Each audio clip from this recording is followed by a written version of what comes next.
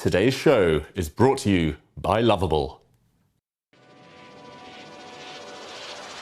Here we go.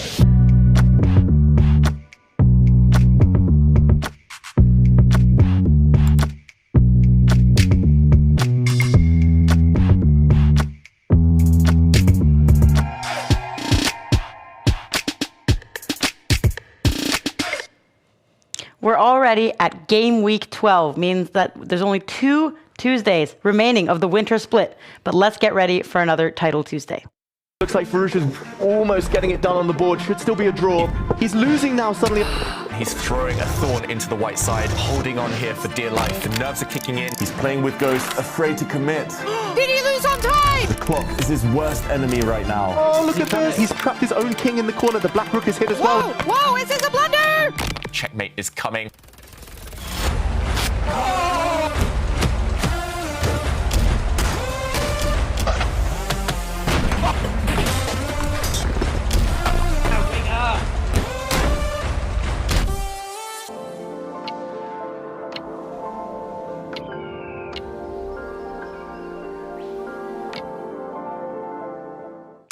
Welcome to the studio here in the Take offices. We are getting ready for game week 12. And with me in the studio, we've got Jon Kristian. You're back here in the studio. Welcome. Thank you. Nice to be back. And of course, as always, we have Grandmaster David Howell. You weren't here last week. Yeah, I missed you guys. I don't think you missed me, but I can't wait to be back. My favorite day of the week. And this weekend, David, you were busy as well doing freestyle chess commentary. Are you going to be ready for normal pieces, the normal starting position? Yeah, normal castling is going to be difficult to get used to again, but I'm ready. I can't get enough chess, and I'm hopeful that this is going to be maybe a bit more dramatic. Magnus always wins freestyle. Let's see if he wins this week. And Jon Kristian, have you been playing any tournaments or any online chess maybe since last we had you here a couple of weeks ago? Yeah, I actually did play 3 classical games in the Norwegian Elite Series. Ended up with 1 win and 2 losses, but actually gained rating nonetheless. So I was fairly happy. Okay, well that sounds very good. And it's a very hectic life for the very top chess players, and they have to prioritize Title Tuesday. There are tournaments going on. There's the Freestyle Fridays. There's even Blitz tournaments on Thursdays now as well. So it's very, very hectic. But this weekend, there was a new World Championship title being awarded. And David, I know you were an expert since you followed the whole thing in the weekend. Yeah, it was a bit of a wild ride. It was Magnus Carlsen winning his 21st world title. It wasn't always pretty. He wasn't quite at his dominant best, but he got the job done. In the final against Fabiano Caruana, he had some lost positions, actually survived 3 lost positions there, but he ended up winning, and the wait goes on. Poor Fabi. I think the whole world was hoping that at some point he would win a world title, still waiting for his first. And what about you, Jon Kristian? I mean, as Norwegians, we're kind of rooting for as many Norwegian World Championship titles in the world of chess. What did you think of the freestyle event? No, it was really fun to follow. I think freestyle chess is a very interesting format. It's a bit tough for us newbies to follow it a little bit because, I mean, something that I really enjoy with looking at chess is what openings are they going to play, but now you just get whatever. So it's a bit tough to tackle, but all in all, I thought it was a great event. Good commentary, David. Oh, thank you. Absolutely. And no, I'm really happy with Magnus winning freestyle the World Championship title, as he has lost twice before, but then in Fisher Random, I think they called it. So yeah. Yeah, they call this the first freestyle World Championship title, but we did have in 2019 and in 2022, we did have Wesley So and Hikaru Nakamura, respectively, winning those titles, but none of them were participating, David. Yeah, I mean, this rebrand, it came with some politics. I mean, the fact that FIDE and Freestyle teamed up was already maybe a bit of a surprise. It felt a bit last minute, and I didn't really ever expect to see that reconciliation. But of course, disappointing that Wesley So, Hikaru Nakamura didn't make it. I'm not sure whether they weren't invited or whether they just weren't happy with the format. But yeah, either way, maybe next time. And yeah, there'll be plenty more chances for those two and others this year. Yes, and they did now release their new qualification system for future World Championship titles. So hopefully that will bring some clarity into the world of chess. And a repeat of the World Championship match in 2018 was in the finals, Jon Kristian. Were you also, even though we are Norwegians and we root for Magnus Carlsen and everything, did you kind of hope that Caruana would get his first World Championship title? Yeah, to some extent. I mean, many people call him the best chess player who has ever been, who has not been a world champion in anything yet. So I think maybe, yeah, a little bit rooting for him as well. But in the end, yeah, Magnus with his luck and his stamina, he ends up on top, as he usually does. So that was his 21st World Championship title. Congratulations to him. Let's take a look at who has signed up, if anyone has signed up so far. But it doesn't look like 9 minutes before we're starting, David. The players, they usually postpone signing up until like the very final moments. Exactly. I'm not sure it's whether a chess player is just last minute by nature.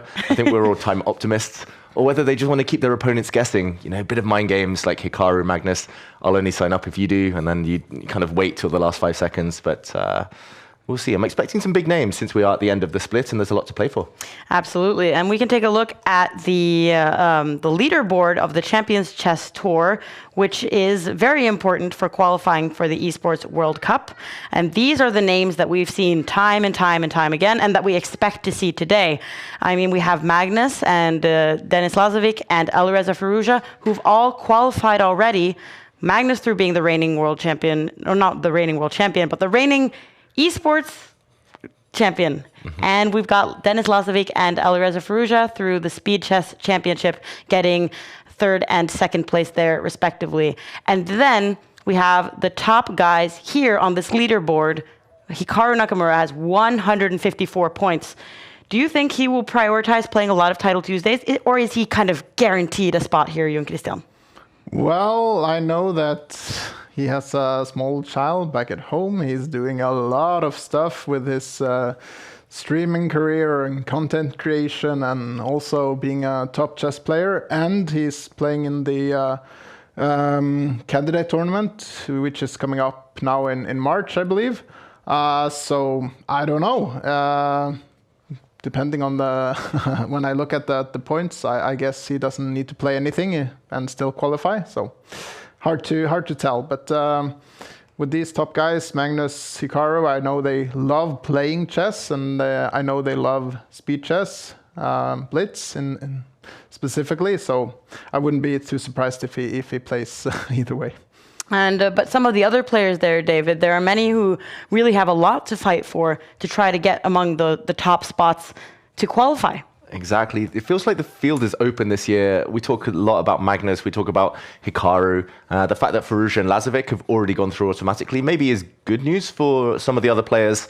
I'm expecting the likes of Fabiano to play this time because he will be busy in the next split with the candidates, so trying to get as many points as possible. The likes of Hans Niemann, Jan Nepomniachtchi, they want to be at the Esports World Cup. It's a huge payday. There's a lot of prestige attached to it. And yeah, this is the easiest place to start. Once a week, put it in their calendars. I'm hoping they join us this time around as well. And it's also very important to note that in addition to having the Speed Chess Championship, which we already had, which had 3 qualifying spots, there's also 3 spots coming from the Chess.com Global Championship. And that tournament also has its own way of qualifying. And you need to be among the top 8 players in this winter split to qualify for that one. And when we do take a look at this table, there are 2 weeks remaining. So I'm guessing that some of the players are very secure in their spots. We've got Magnus, we've got Duda, Sevian probably will be among the top 8, but after that, it could really be anyone's game depending on how the rest of them show up in these final 2 weeks. And Hikaru here, David, he has 13 points in this split, but he's been participating quite a bit. do you think he'll prioritize he needs to try to win the tournament a couple more times? Exactly. I mean, he's been playing most weeks, maybe with an exception of one or two due to other commitments, Speed Chess Championship. But he's been in kind of up and down form, I would say, losing some strange games that he would normally convert a bit slower than normal. Obviously, as you mentioned, Jon Kristian, probably other priorities right now. But yeah, it's a strange world seeing Hikaru play online blitz and not perform at his best. What do you think, Jon Kristian? Do you think that the players now, do you think they are aware of the fact that this is how to qualify for the Chess.com Global Championship? Good question. There's a lot to follow, and there's a lot of different tournaments, and it's a bit of an intricate point systems. I have to admit. So I would guess no, but.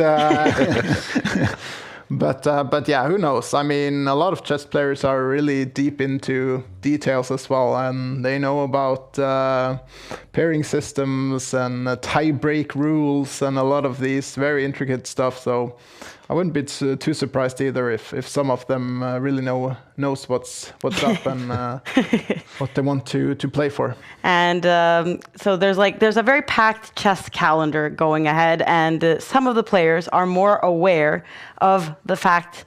Some players are better at planning their chess lives, so to say.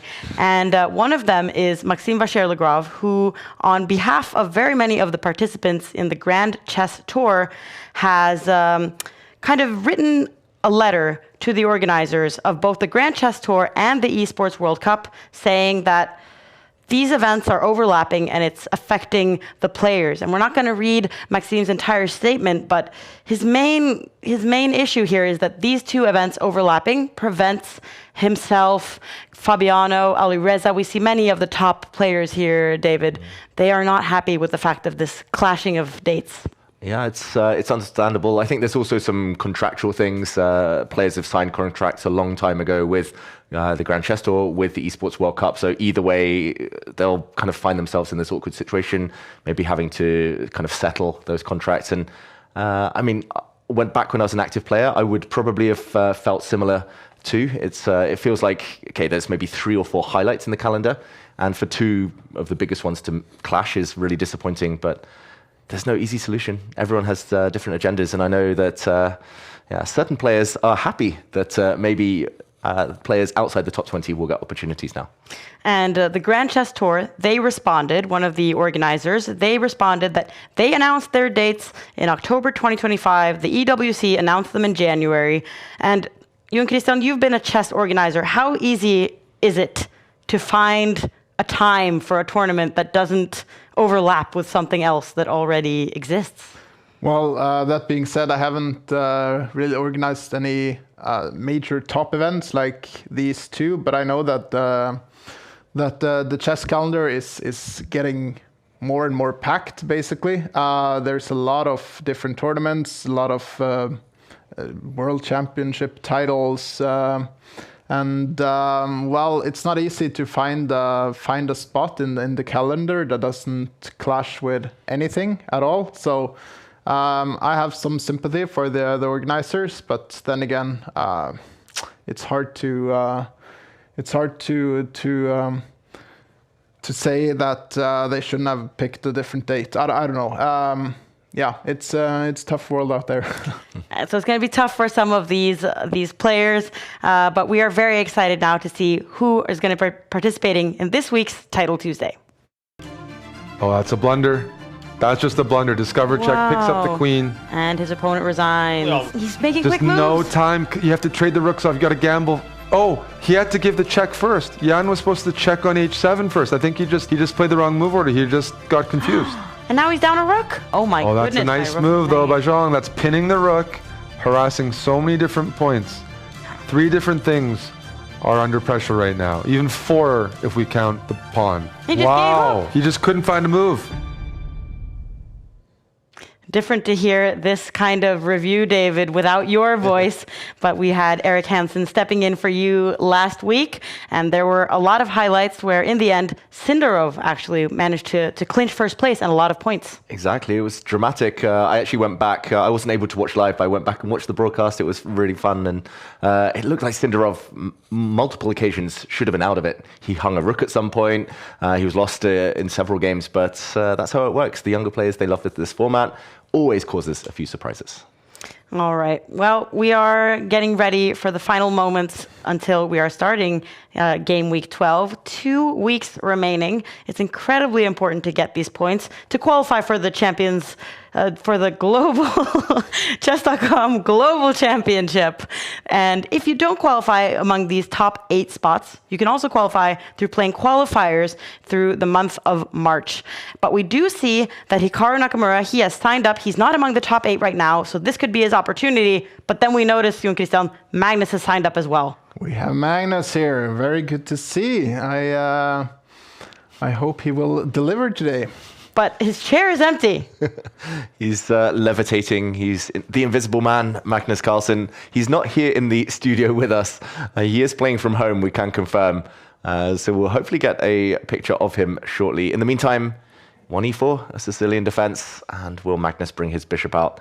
That tends to be his solution in this position with white. Yeah, so apparently he makes 2 moves and then he just leaves his chair to probably find a vase or something to rehydrate, I suppose. Exactly, or change the nappy, change the diapers of his son. G6 played. Yeah, Magnus, I'm always impressed. He's, a busy man. He travels. He just traveled back from the Freestyle World Championship only yesterday, arriving back this morning. So the fact that he is playing, diving right back in, and maybe he's just spending this minute trying to remember how the pieces normally move. It's not freestyle anymore.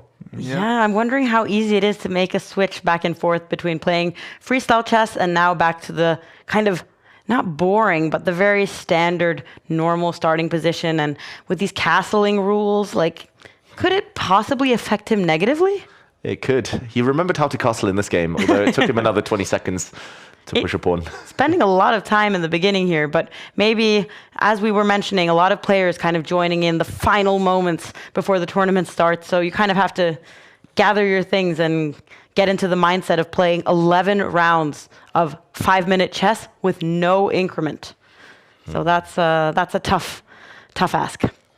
Yeah, we mentioned it before. This is a brutal time control. You have to play fairly quickly. Time is a major factor in this format. You have to play fast. So Magnus spending so much time in the opening, it's not an advantage at all. But then again, it's the first round, and he should be facing a much weaker opponent. But I remember very vividly that he had some big problems in his first game. Yeah. He was here 3 weeks ago, I believe. Mm-hmm. That was crazy. He managed to be checkmated by not even a really one of the normal FIDE titles, but a national master, in fact. So that was not the best start for Magnus. Yeah, it was funny because the week after that, he also nearly got checkmated again in one of the early rounds against a lower-rated opponent. Wow, Zaras, is he getting some help there with the camera? Looks that way. He's also been spending a lot of time on the clock, even though these are very standard moves. White has given up the bishop for the knight. Black has doubled pawns. Normally you would defend that pawn with another pawn, or maybe even drop the black knight back. And there we go. He actually opens up a hit on this bishop, and Magnus's sleeve appears. He's also fixing some things. I think he might be adjusting some cameras. When you're playing in Title Tuesday, you need to have an external camera that's filming you. And usually for many players, that's their phone, and the phone needs to be balanced in a good way. And looks like both players have kind of done some last-minute efforts to get ready for this tournament. It feels like they've made a pre-game arrangement to just play 3-minute blitz. Yeah. Who needs 5 minutes on the clock? Magnus is going to put his bishop on this square. There we go, to trade off the dark squared bishops, get rid of the black's bishop pair. And this is going to become a maneuvering game. But yeah, very strange to see them spend so much time in the opening. And it's going to be a bit random if the clocks tick down even lower before the action really begins. Yeah, I can still see Magnus. He's fixing something. There is lights flashing in his face. Better to do it in round 1 than never, but also could have been done maybe a few minutes before round 1. He's also used to playing here in the studio where things have been set up for him by somebody else. So a little bit of extra stress there, but it's good that he's getting it in order so early on in the tournament. Yeah, I'm very happy to see that Magnus's moustache is still alive, alive and well. I feel like it's been improving quite a lot these last... He's leaning into it. Yes. It was headlines on the Norwegian media with this new mustache. I mean, usually there isn't that much written about chess, like for these weekly tournaments and such, but for Magnus's mustache, that was the headline on several Norwegian media outlets this week. Yeah, I remember you used to sport a nice mustache, Jon Kristian. Yeah, back in the day. That's only in November. Only in November. Yeah. Magnus started a few months too early. Quite a few months too early. Oh, be careful. That was the knight fork. Okay, I like Magnus's position though. He has seems like he has control of the position. He has these breaks with f5, trying to attack the black king, which is a bit airy. Well, he can play on both flanks here, Magnus. Yes. He can push with the f-pawn, but there we go. He also reminds black that there's a backward pawn on the b file. I really don't like that bishop for knight exchange. It feels like the double pawns here actually only help white. They control squares, and big pressure. Magnus pushes with e5, and this is classic Magnus. He puts his queen on this square, meaning that black cannot break with b5. As the a-pawn would be hanging, he's going to put his queen in the center. He's going to double up the rooks. And it's going to be slow torture. Yeah, maybe he can even go f5 now if he gets the time. Just okay, not anymore. But maybe later. Yeah, maybe later. Okay, and I'm expecting this move just to stop the black queen coming in. Just to prepare doubling up the white rooks as well. Oh, wow, he actually goes the other way. Cool. This is more up your alley, Jon Kristian. Now you go queen f6 and you go h4, h5. And checkmate. Yeah. We'll see if that plan comes to fruition. Okay, b5 though. Black is getting counterplay. Yep. So it's not one-sided traffic anymore. And they're both getting lower and lower on time. I feel like they're not really in the rhythm of 5-minute, no-increment chess. Once you've spent a second, you're never getting it back. Oh. But he's going for your kind of a similar plan to yours, Jon Kristian. Okay, this was not on my radar though. He wants to just, if he takes on e5, then he wants to play f6 and queen h6, but maybe then there's queen e3. I don't know what's going on here, but things are getting really complicated, it seems like. Yeah, and what happens if this pawn is captured? Magnus is a pawn down right now. He's sacrificed a pawn. He can play, for example, rook takes pawn, but that just leads to what looks like a draw. The king has to go back. And wow, he's going for a queen exchange, but apparently a mistake. Now black is slightly better. Interesting. What is Magnus doing? And he's still not really focused on the game. Oh, big moment. Black is currently 2 pawns up. But there we go. Magnus has a very, very strong pass pawn long term. It's a mistake, though. What is Magnus doing? Is he taking this a bit too lightly, perhaps? It looks that way. Rook b4 is a really clever move. Yeah, it is. Plugging the b file. Without that, maybe it would have turned. But now white can never really dream of taking this rook. And now the black king is going to come and cover all the squares. Magnus's eyes tell the whole story. Uh-oh. Uh-oh. He's in big trouble. The black rook can also come back and start picking off pawns later. Have we ever seen Magnus quit the tournament after a bad start? Oof. We've seen him quit it later on. After one round, it's rare to see him even lose round 1. But it looks like lightning might strike a second time. Okay, 2 pawns down again. Oh, rook trade. He loves these doubled pawns, but apparently this is a mistake again. He's got to watch out. Rook to a8 would just push this pawn forward. Magnus has to stop that. Holds his pawn. And time is ticking as well. Yeah. This is going to be a scramble for sure. Magnus is fighting for his life, though. Oh, maybe not sure about that exchange, but still 4 versus 2 on the king side. Yeah. If black can activate his king somehow, bring it round. Start pushing his pawns. Oof, it's going to be a time scramble. Oh, and they're both down to 40 seconds. Yeah, not perfect play, but no risk for Zaras on the board. Can make a draw if he wants to. There we go. If he gets rid of this pawn, but can he hope for more than a draw? Magnus still under some pressure, but maybe this is just easy hold ball, I suppose.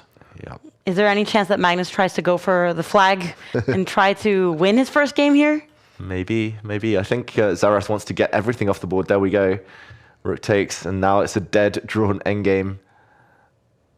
Are there any tricks? No tricks. Not really, no. And no time for Magnus. This is going to be a draw. Wow, what a shock. That's very surprising. Poor start. There we go. Magnus draws against a young player from Kazakhstan, just 14 years old. Well, actually, just 13 years old. Wow. Wow. This is a really good commercial for young up-and-coming players to play in the Title Tuesday tournaments. We've seen it so many weeks in a row now against very young players that would never usually have the opportunity to play against Magnus in other situations. They are able to face him and even take him down in some instances. So a great start for his opponent there, and a great start for Hikaru, who's won his game. We see Faustino Oro, he's won his first game. Wesley So has won. So a lot of the other favorites, they delivered, Jon Kristian. Yeah, but I see an upset actually. Serrana seems to have lost his first game. So, I mean, upsets can happen, and they do happen in this tournament and this format especially. So, yeah, Magnus also, big upset, we have to say. Absolutely. I've rarely seen him draw the first game. Like, one thing is you miss a mate in 2, as happened to him a couple of weeks ago. You might run out on time, but to just draw the position on purpose. Yeah, and especially from that type of position, he was struggling on the board. He was quite fortunate to make a draw. I think his young opponent just wanted to play it super safe, understandably. But yeah, it could have been even worse for Magnus. Not a great start. Good news for all of his rivals, though. Absolutely. A very good news for Hikaru Nakamura, who really needs some points in this week to be able to be among the top 8 and qualify for the Chess.com Global Championship. But that's also true for Faustino Oro. He could also have an opportunity to get a lot of points this week, and he's playing against a Greek FIDE master here. Yeah, early start, but it's a Queen's Gambit declined with an early pawn exchange in the center. It's now the Carlsbad pawn structure. This is one that Magnus and other players really love with both colors. Tends to lead to slower games, a lot of maneuvering. Faustino drops his knight back. This is really trendy stuff. He's going to park his knight on this square where it's really, really flexible, covers the queen side and the king side. And yeah, Faustino, I was watching his first game. He actually won on time in a losing position. Ooh. So yeah, a bit sneaky, but that happens. That's the format. But I also feel like that can be very good to kind of just narrowly win the first game, because it kind of wakes you up and you're like, oh my goodness, I'm playing against titled players for another 10 rounds in a very intense time format. So it can be nice when it ends up with a happy ending in that case, then I feel like it can almost be a blessing in disguise. Yeah, helps you to lock in. And in the meantime, White has installed a very strong knight in the center. It's going to be hard to kick that piece away. Might be supported later by a white pawn. But Faustino just wants to get the bishops off in the meantime. Yeah, that's a good move. G6, preparing bishop f5. The Messi of chess is what's it's called, right? Exactly. He was here, right? Yeah, he was in the Take studio and was streaming from the other room, and he got to play against Magnus. You got to play against him, David. I did. You were pretty starstruck. I was quite starstruck.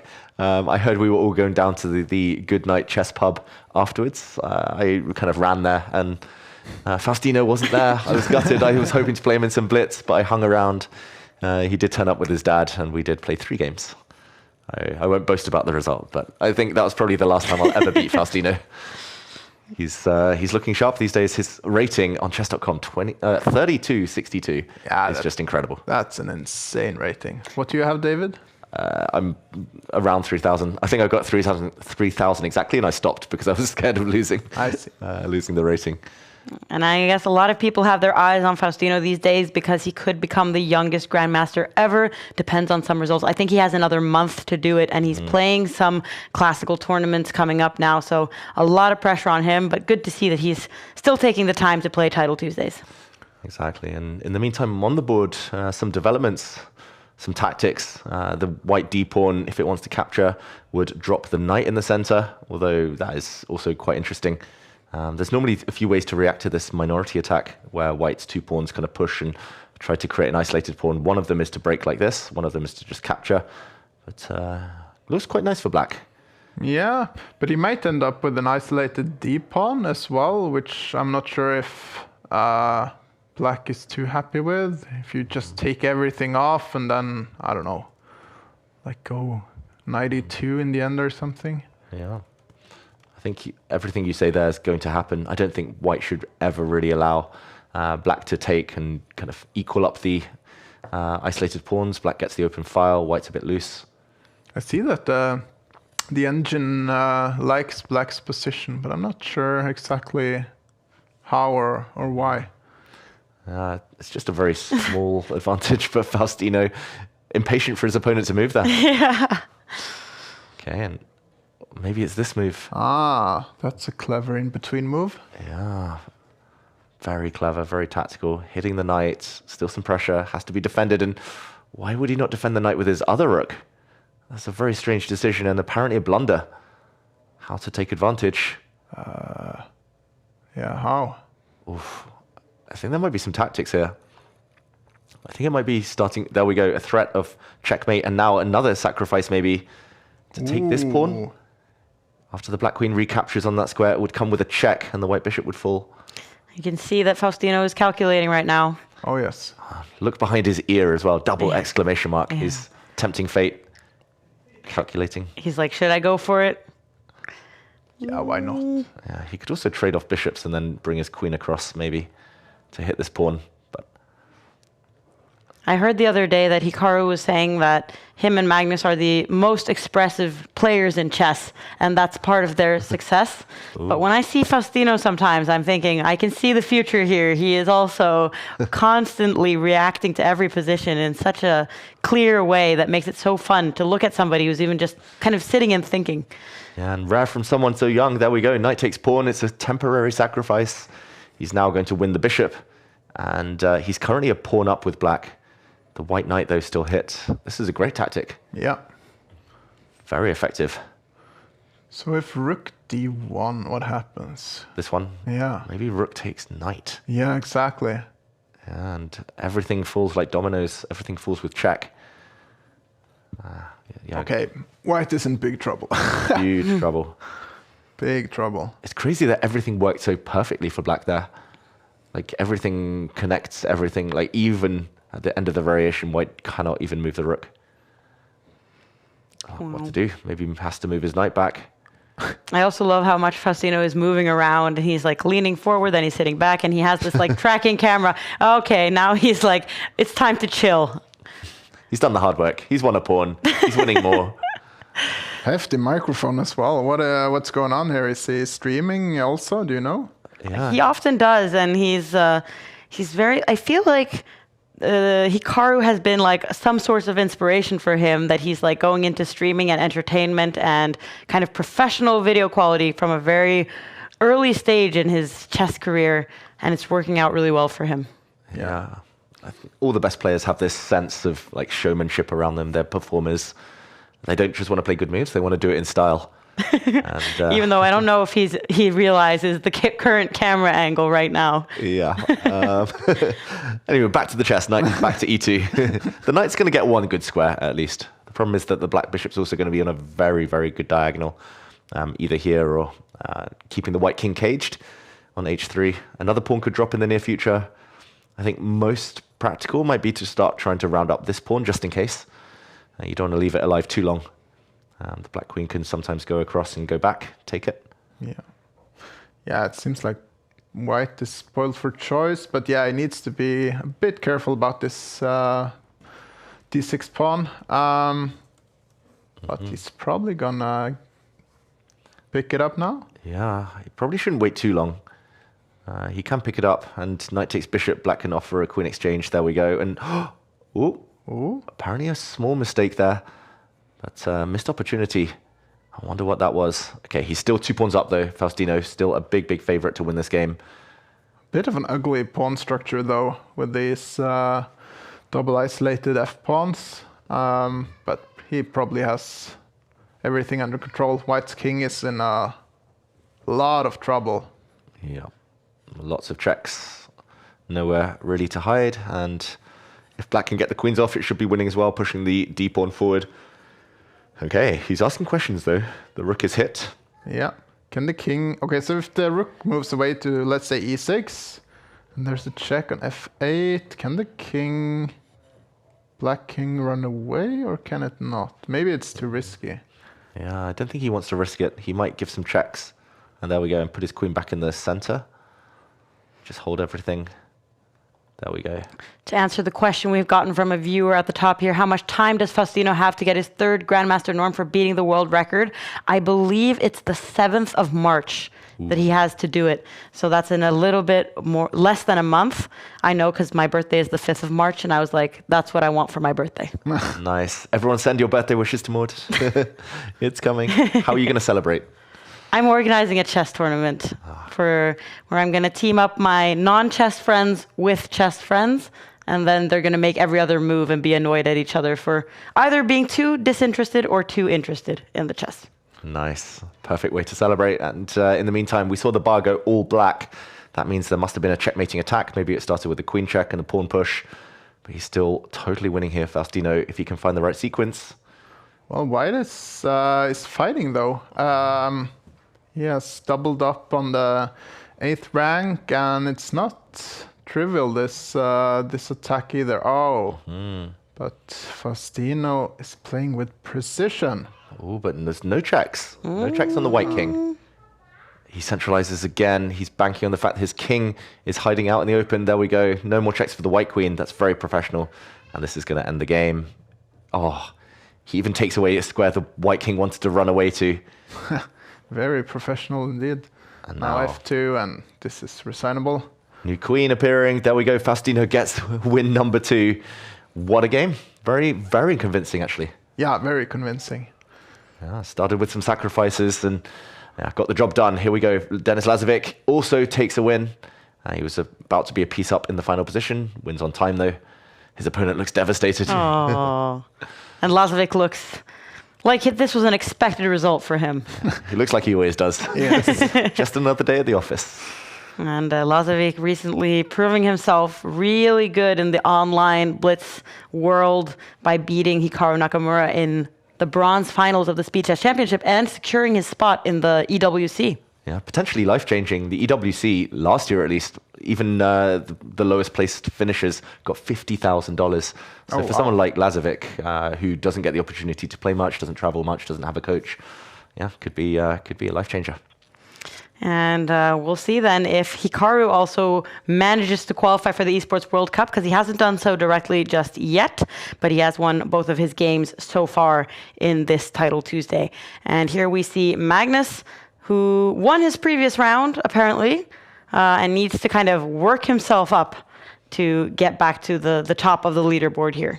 Yeah, let's see if he can play more convincingly this time around. At least he won his previous game. Now he's playing Goku, I think. Something like this. Anime character. Yeah. I trust you more than me on that topic. His young opponent probably knows better than both of us. Playing an 11-year-old Turkish player here. Ooh. With 2 out of 2? Yeah. That's very impressive. So, Turkey nowadays. I mean, India have kind of taken up the mantle of a world superpower. Uzbekistan, super strong. Turkey is coming. They have Erdomush, they have Ediz Gorel, some really strong young grandmasters, and maybe another one in the making. Magnus playing an exchange French by transposition. And, okay, he's got a very strong knight. If given 2 more moves, he would love to push his pawn forward and trap this bishop. A bit awkward to get rid of this piece. Big advantage already for white, very aggressive. Yeah, I love this approach from Magnus. It's such a nice position to have early on. And seems like black is struggling to find ways to find counterplay. How do you even how do you even answer this 4 move? You have to do something really awkward here. Yeah, maybe you have to exchange knights and then bring your bishop into the center and then like run away. But it takes so long. White's got so much space. There we go. Yeah, I mean, this is just the most beautiful knight teamed up with a just incredible bishop.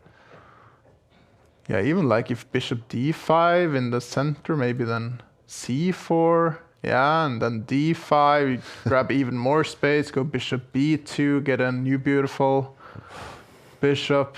Oh, this is looking like one-way traffic. That bishop has done so much work. It's moved so many times, but it's back home. And, I mean, where's this black knight going? It's also retreating. Black just has no space. Oof. This is a beautiful position for white. Yeah, it's a really sad position for black. Okay, so there is some tactics. Yeah, I think white could probably have taken this bishop and pushed forward the c5. The black knight would have been Yeah, stuck. and then take on f7. And Yeah, so it would have been tricks. everything works though. I mean, with such a beautiful position as Magnus has, he doesn't really need to do much, just do not blunder. So, yeah, black has no activity. Oh, this is tough. Again, the black bishop can barely move. The queen gets out at least, but Magnus can defend everything with his rook. Yeah. Can you imagine the surprise, though, for this young Turkish player to just suddenly, in the third round of the tournament, be like, oh, the best player in the world? Yeah, the young ones, they love a challenge these days. I mean, what an honor it is to play the top player in the world at any age, let alone at the age of 11. He'll learn a lot. Now f6 is coming. Yeah. f6, queen g5, queen h4. Not queen h6, I mean. And some checkmate ideas. Yeah. You can start now. Magnus sets up a queen sacrifice. He wants to take this pawn. Check. Oh, nice. And then mate on the back rank. Hard to stop. Very hard to stop. Very hard to stop. Oh, Oh, he covers stops it. He covers the square, but Yeah. Magnus pushes through. My favorite pawn structure in chess. 4 pawns in a row. The connect 4. Connect 4, exactly. Super strong, and I mean, that e-pawn is going to decide the game. Not much to do. No. Quick game. Yeah, no counterplay for black. Just opening mishap. Yeah. Sometimes that happens. Yeah, this is actually just resignable, I think. Yeah, there's going to be so many back rank tactics. Black has to try putting his king in the corner. We'll see how Magnus tries to finish it off. These pawns are like a Roman spear formation, exactly. And there we go. Rook takes rook would be met by not a capture, but a promotion on e8. Yeah. Now it's threatening both the rook, but also queen g8. That would be a nice way to finish the game. Yeah. A good way to put Magnus in a good mood going into the rest of the tournament. And there we Didn't go. take a rook. Checkmate does end the game. Magnus gets a second win in a row, climbing up the leaderboard. Yeah, very convincing victory for Magnus in this game against, did you say 13-year-old? 11-year-old. 11-year-old. Yeah. 13-year-olds was round 1. They're getting younger. They're getting Is he younger. an FM or do you know? Candidate master, yeah. Candidate master, From okay. Turkey. Yeah. So very impressive.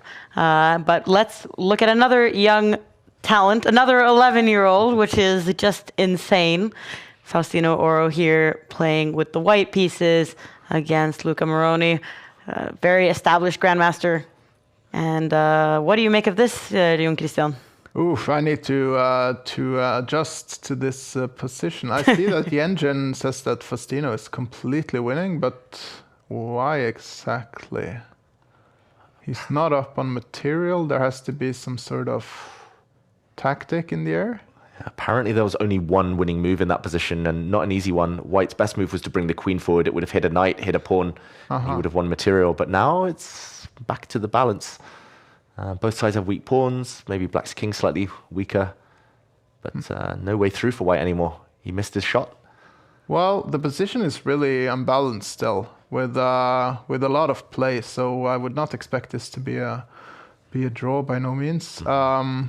Yeah, he's asking some good questions though with this queen g5 move. Yeah, great move. How does the black rook save itself? Does it have to step back? He could kind of hit the queen maybe.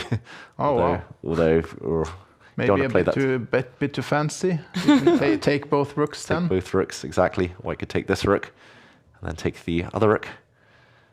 But yeah, not easy. Spending quite a bit of time right now, Moroni, with 1.5 minutes left on the clock. It's going to be an intense duel in the final seconds here if he doesn't make his move soon. Yeah, it's very psychologically difficult to move pieces backwards. I found this myself when I play chess. So play like rook h7 just to guard a pawn. Oh, yeah. When the rook is in such a good spot already.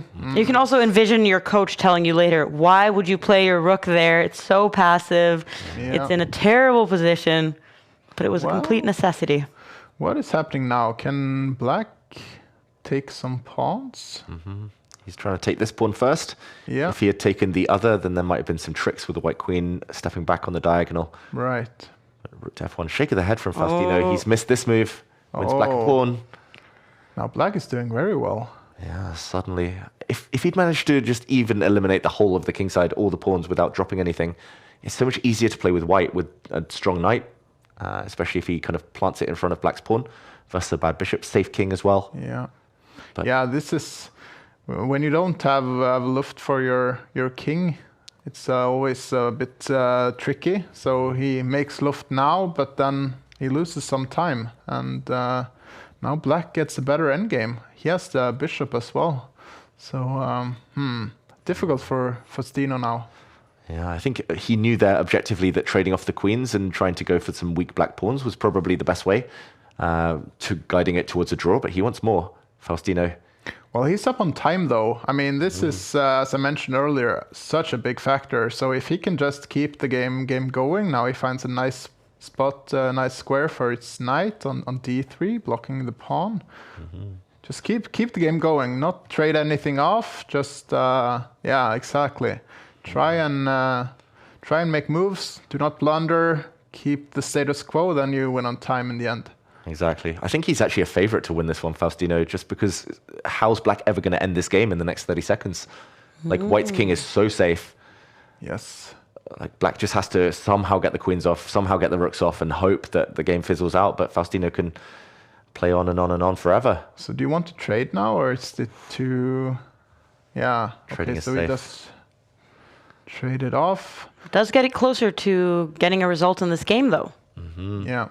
So we say that when you have a bishop in the endgame, you want pawns on both sides of the board, whereas if you have the knight, you want only pawns on one side, and this should favor Faustino in this particular position. Oh, is there a threat of checkmate? No. He wanted the checkmate. Whoops, my arrows. Check. It's just one check. Is he going to go behind, try to land the checkmate? Black's king He's is going to spending some time now. He's trying to find something. Oh, he's made it a bit easier for Moroni here, but still not straightforward, still not an immediate draw. King takes pawn, black can at least break the pin. Brings back his rook. C4. Oh, and Faustino spent quite a lot of time reaching this position. Oh, he's a pawn up though. He's got an advantage on the board. Shouldn't be risking it. 19 against 8. Should be enough. He has to keep the game alive. Even the rook's off is maybe a good attempt to flag the opponent. It is. Especially because black only has bishop of one square and it's a fork to end the game. Wow. Oh, Faustino's celebrating. Oh, Moroni, that's such a heartbreaking loss, but it was headed in that direction anyway. Yeah, he spent too much time in the middle game there, which is such an important part of the Title Tuesday format. When you don't get any extra time, no increment, then the final seconds are incredibly important. And we see here Faustino going through the game, probably clicking his way through, looking at the computer's evaluation. But job well done to the 11-year-old, who now has a perfect score with 3 out of 3 points. And we also saw this update that Sindarov, he's actually already lost one of his rounds, which is quite surprising. He was undefeated last week. He's won several Title Tuesdays in this split. He's really on fire these days. So for this candidate master to take him down, that's very surprising. Yeah, very surprising, but it just again shows how strong this field is. We have 5 of the 8 candidates playing this week in Title Tuesday. They're using our tournament as a warm-up. That's nice. Nice to see. And we see Eric Hansen on 3 out of 3 as well. Let's go. Let's go. Let's see if our last week's commentator can conjure up something against Wesley So. Yeah, that's my theory, that commentary makes you better as a player. So let's see if Eric can back it up. Wow, we have a center game, a really rare guest at the top level of chess nowadays. This has always had a dodgy reputation for white. I think you only really play it in blitz against a fellow grandmaster. The black bishop comes out now. The black king castles, and white's going to castle the other way. Yeah, creates a really unbalanced position, which favors, well, either side winning, I suppose. But it's a tricky opening. You should know your stuff to play this, indeed. And yeah, I have struggled quite a bit myself against this opening. Yeah. Wesley So hasn't been playing too many Title Tuesdays, so the reason why he's doing well on the Champions Chess Tour leaderboard is that he made it to the quarterfinals of the Speed Chess Championship. He's only gotten a single point this split from Title Tuesday, so I feel like he's expecting more of himself. He needs to start racking up some points to qualify for the Global Chess.com Championship and to actually get his name up there. So important that he's also starting to play. I also saw that he was announced to play the Norway Chess Tournament here in Oslo in June. So that's going to be fun to see him back at top level chess. He's had a bit of a dip recently, Yeah. Wesley. So he was always in the finals of these tournaments, always neck and neck with Magnus, always pushing the very best to the limit. But it feels like, lately, just not quite as consistent as he used to be. In the meantime, pawn storms for both players. Yeah. G-pawn going, the A-pawn going. It feels like white may be slightly quicker, but big moment for Eric. Does he put his knight on the edge of the board, block things up, but risk having a bad piece? Maybe that was best. Going back feels like it gives white an extra tempo. There we go. The attack blocked, and the H-pawn's soon going to make an entrance. Yeah, there's also like bishop c4, perhaps. Yeah, definitely on the cards. So you need to have some sort of attack in such positions because, I mean, both players are just trying to open up files for their rooks against their opponent's king, but it seems that everything stopped on the queen side now.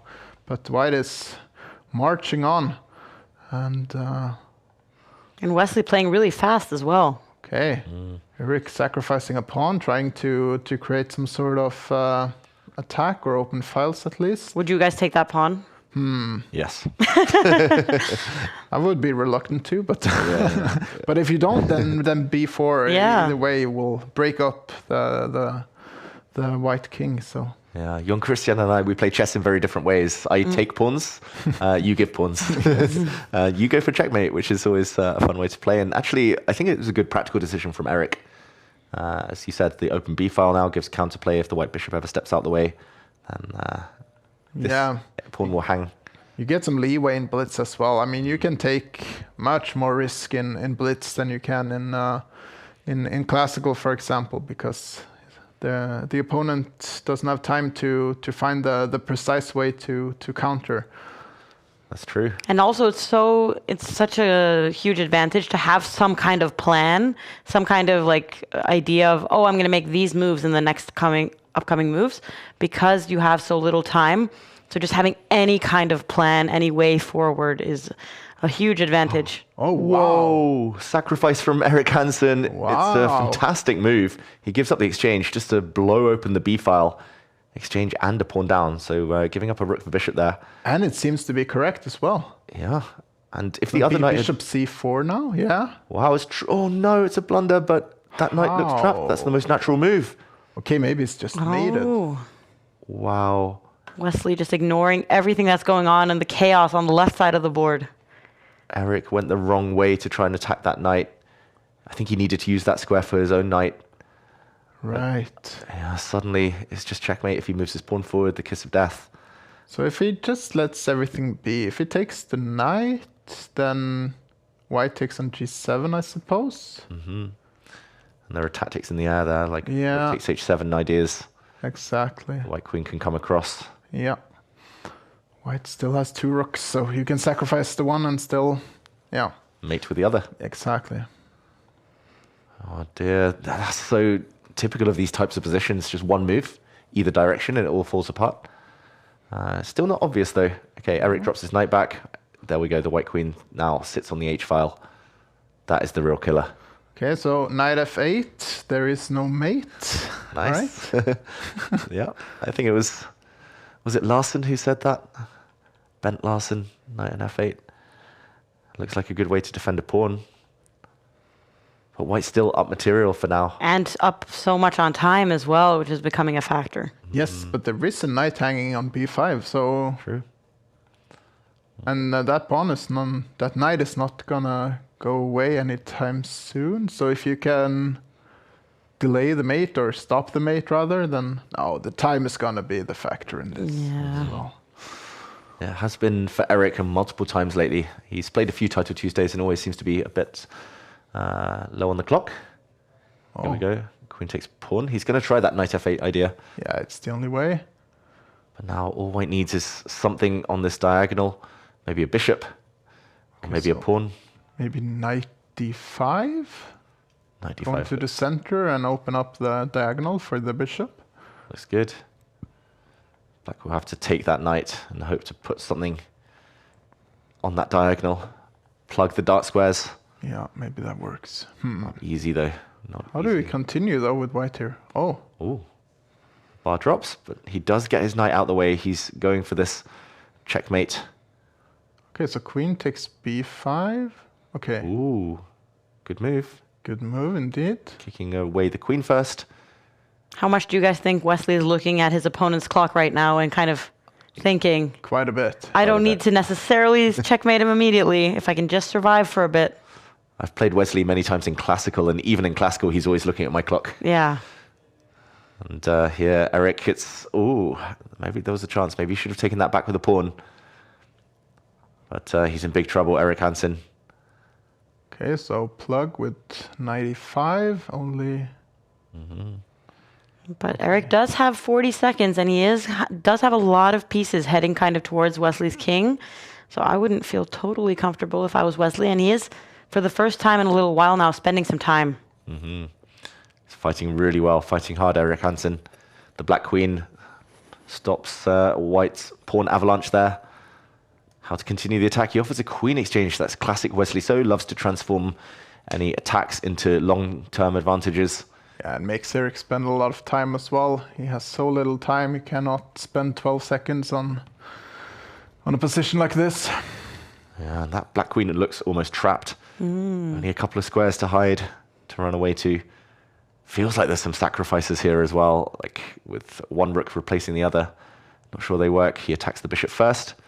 That's a nice way to ensure the white king doesn't get mated on the back rank. Yeah, no need to do anything too drastic here for Wesley. He just needs to keep the game going until Eric loses some time. Oh, and Sina overhead, he's doing very well. Speaking of not doing anything too drastic, there he goes. Yeah, that's going to be a checkmating attack. If the black knight moves, there's checkmate in the corner. And now there's going to be a... Oh, wait, I was going to say... I was looking at this variation earlier, but the black bishop is covering a check. And Eric runs out of time, or no, resigns. Resigns, That's a beautiful second rook sacrifice. Wow, that was really, really impressive from Wesley. So Yeah. We can't really say the same about Magnus's position right here as we jump into his final minute of a game here against a strong Polish grandmaster, of course, but Magnus. Ooh, Magnus is just completely lost. That There's queen nothing exchange. here. It's over. Yeah. Plenty of time. Bishop c3, no. Wow. I can rarely remember seeing Magnus start a title Tuesday with 2.5 points out of 4. And really not having a good day. Magnus, he's been very busy, played a world championship this weekend, he got his 21st world championship title, but even then struggling against other players here in Title Tuesday. And we can see that Arjun and Fabiano Caruana and Wesley So, several of Magnus's main competitors, they're on a perfect 4 out of 4, and now he's trailing by 1.5 points. Yeah, he pretty much needs to win all of them now. 9.5 is normally the magic number. You need at least 9.5 to get a tie for first. Even then, his tie breaks are going to be pretty bad after this start. So Magnus might be out of the race for first. Maybe he'll come back and play spoiler later. Yeah, it looks like some surprises, but not too many. That could be a good opportunity for these players who really need the points in the Champions Chess Tour table, because the top 8 after the winter split, they qualify for this Chess.com Global Championship. And Magnus, he's already qualified to play that, of course. But for the likes of Wesley So, I saw that Sina Movahed, he also has a perfect 4 out of 4. I think he was in about like 11th place. So with a couple of points today, that could make a huge difference for him. I spot a Norwegian flag, though. I see Arian Tari is on 3.5 points so far. Very interesting. Very good for him. He hasn't done so well in these Title Tuesdays earlier, has he? No, he's. I would say he plays less than half of them, but even the ones he does play, he tends to end up around the 7.5, 8 mark, which is good, but not quite at the very, very top level. Let's see if he can go even further. And we're getting some comments that Magnus needs to lock in, but how difficult is it, David, when you're off to a poor start? How tempted is Magnus to just leave the tournament? Oh, I've done it before. I must admit, if I lose early, I'm just like, oh. A lot of players do that in Title Tuesday. That's something that people will do, and we're waiting for the final games to finish here, because this is the 4th round, meaning that the players do get a very short break, but it kind of sucks for Magnus to go into a break with that kind of a loss. Oh yeah, so very, very demotivating to play like that so early on. It also shows that the quality of your play is probably not so good.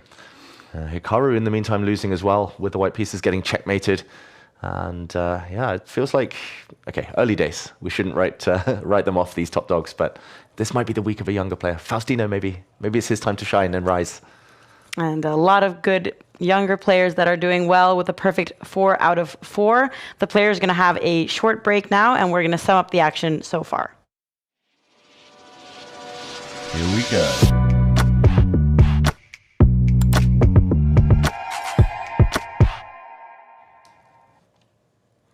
All right, so that was the 4th round, and there are several of the favorite names, the names that we expect to see at the top, that are missing. I mean, we've got the likes of Hikaru, who's really been struggling these past couple of weeks, or should we say months, David? Exactly. I mean, he's got the candidates on the horizon. Very surprising, though, to see the lack of consistency. Normally, that's his middle name. We're missing Magnus, of course, from that list. We're missing several others. But I'm especially happy to see Arjun Erigaisi there. He's had a really tough few months. Nice to see him making the push. Esipenko, who's in the candidates as well, showing he's in good form. And Fabiano Caruana, who I think my heart broke a bit for him just a few days ago. Yeah. He's like the nicest guy in the world as well. He's due a good result. So maybe this is a springboard for him to gain that confidence back.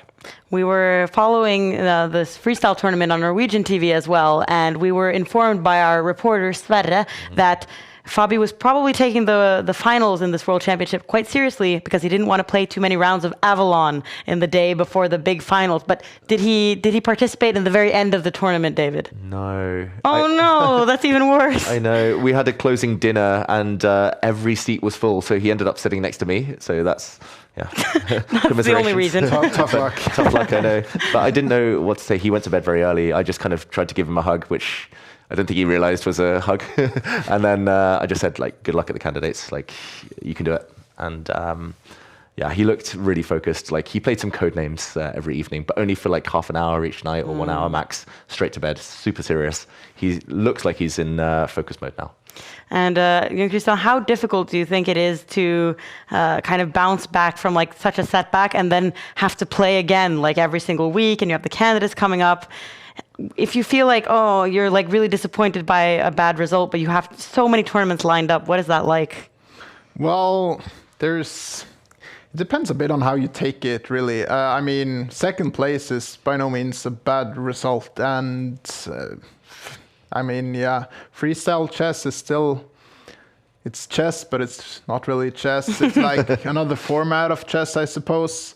And I don't know. I think it's not too heartbreaking to give away that title for him as it would have been to let's say lose the candidates or something like this. So no, I think, I mean, they call him Mr. Consistency for a reason. He's He's a serious guy. He knows how to play chess. He knows how to lose his chess as well. Because, I mean, as a chess player, you also lose quite a bit. But no, I think he can bounce back for sure. He still has a lot of good years, and he's still super strong. And I'm happy to see him participating here in the titled Tuesday. But as this is round 4, we will be back in a very short break.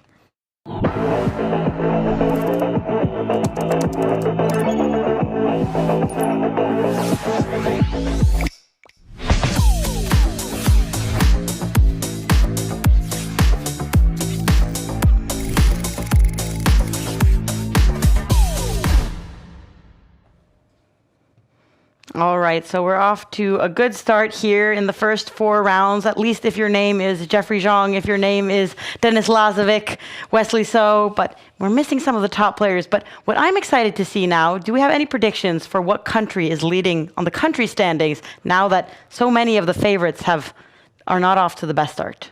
Oh, it's always USA. Always USA? They have Zhang, Wesley So, Fabiano there. Yeah, I agree. You agree? Poland next. The experts have spoken. Oh, and it is Poland. We've got Iran and India and Argentina, thanks to Faustino Oro, among others. So these are the top nations at the moment. But most of the players, they're mostly focused on their own results. But yeah, you were happy to see Adrian here on the top 20 list. Yes, of course. He's a good friend of mine, and I know he doesn't play as much now as he did before, because he's studying in the US. But it's nice to see a friendly, familiar face on the scoreboard there. Yeah, you guys should be grateful. Like I'm still waiting for the week where England finishes top 20. Like one day. You're sitting here and waiting for it, David. Make it happen. Yes. No, just kidding. Stay here. 1 week I'll play in. Wow, we've got some big games. Arjun Rigosi against Caruana is one of the biggest. Alexander Grishuk against Faustino Oro. That's the clash of generations. But here we go. It's 2 world-class players. Already in the 5th round. That is a big matchup. Already. This is a treat. And Caruana goes for a King's Indian setup, which usually means an interesting game. Mm-hmm. Is this the bluff? Does this mean he definitely will not play the King's Indian defense at the candidates tournament? Probably. I also am so interested in how they make these opening choices when they're playing so many games online against other top players and you don't want to be admitting any of your preparations. It must be very difficult to kind of save your good preparations for when it really matters in the candidates. Well, as a top player, you know basically everything. Like most of these players can play all the openings. They know a lot of the ideas. Maybe they're not too confident in certain openings, but still, when it's blitz, you can just do whatever. And I think many of them just choose opening based on how they want the game to be. If they want fighting chess, if they want strategic, positional, maneuvering chess, stuff like this. So I would say that this indicates that Caruana wants a fighting game. Yeah, it's funny because if he was thinking about the opponent, this is probably not the opening to play. Really dynamic, allows Arjun to attack, but it probably matches Fabiano's mood. Just kind of, let's go for it. Let's go for the win. Let's try to shake off those ghosts, those memories from a few days ago. This King's Indian defense has turned into what looks like a Benoni, with this pawn structure against White's central pawns. And the opening of the f-file, White pushing f4, means he's going to go for the attack. Long-term, Black's doing okay with a strong knight, but I do fear short-term, White's going to have some attack initiative going. Yeah, the engine really hates the Benoni and it hates the King's Indian. It always gives such a massive advantage for White, but in practical play, it's not as easy as the engine says it is. So I wouldn't write Caruana off yet, at least. But I have to admit that I like White's position, though. Yeah, Arjun's doing the idea that you guys did show with the arrows, and he probably is a player who likes this kind of attacking chess. So interesting strategy from Caruana to pick this opening against him. Can White win the f7 pawn here?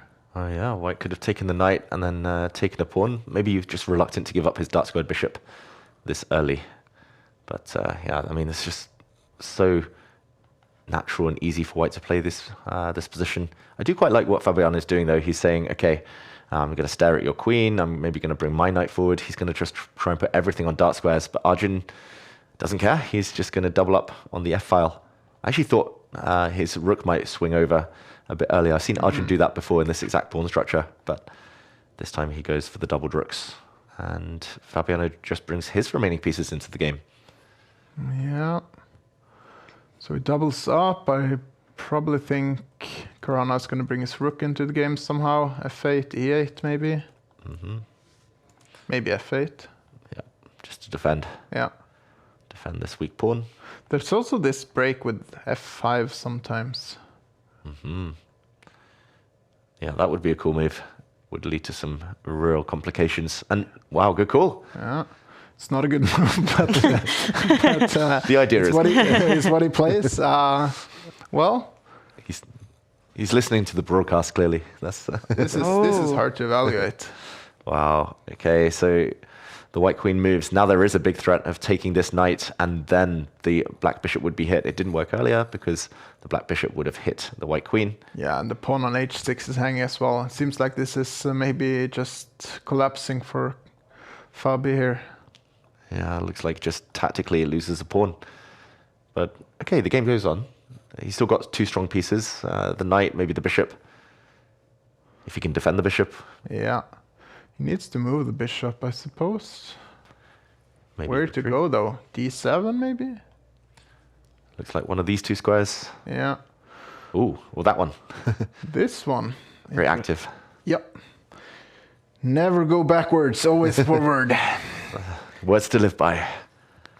Okay, pawn down for Fabiano, but still looking for activity here. He might double up his rooks.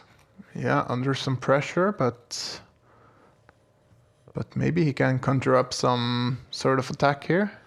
That's the thing about the Benoni and whoa, blunder. Oh, how? I was going to say, Benoni, you always get counter chances, you always get tricks, but why was that last move a blunder? Apparently knight into d3 was a super strong move there. For very unclear reasons. Yes. I think essentially the knight into d3, white would have had to take it as it was a fork, and if the white rook on f1 had moved away, then rook f8 would have been a skewer. But yeah, long variation, difficult to see in blitz. Can't blame the players for that one. No, it's like this knight on e5 is black's best piece by a long stretch, so you're very reluctant to give it up unless you really have to. I mean, it's hard to look for such moves in this time control.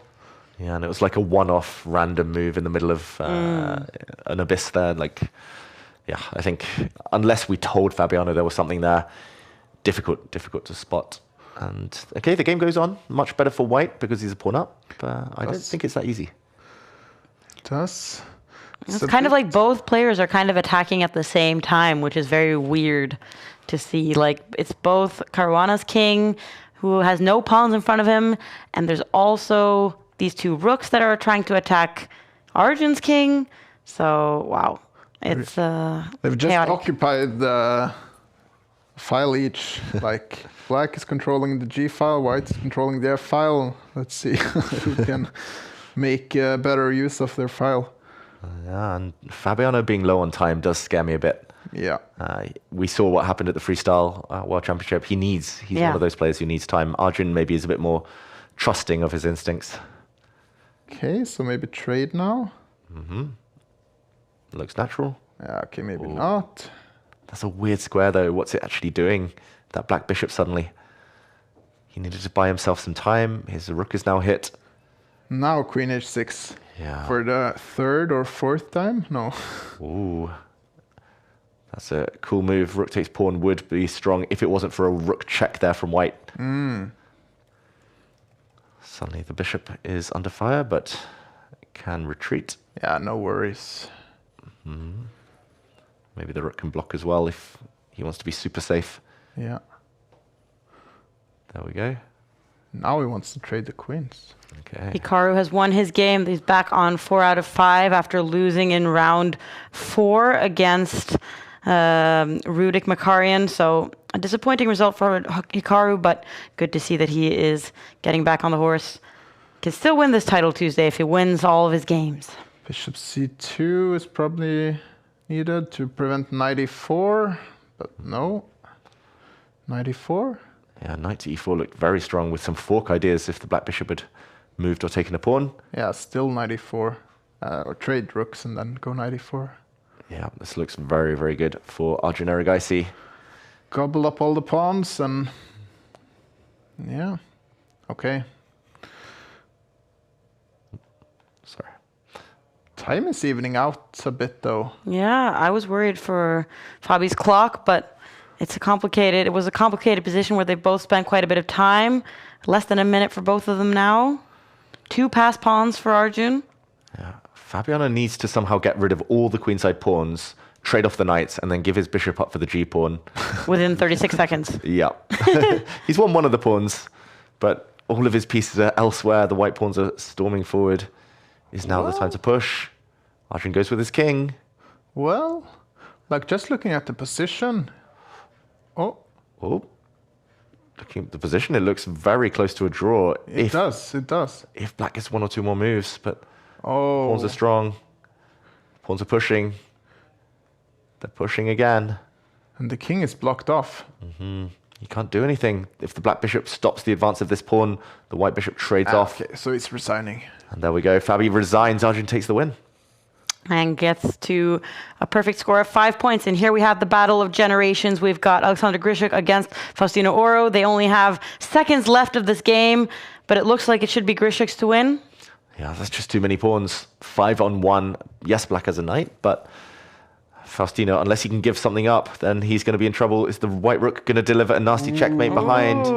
That is so sneaky, so strong, and it's going to force Faustino to resign. He's got no time.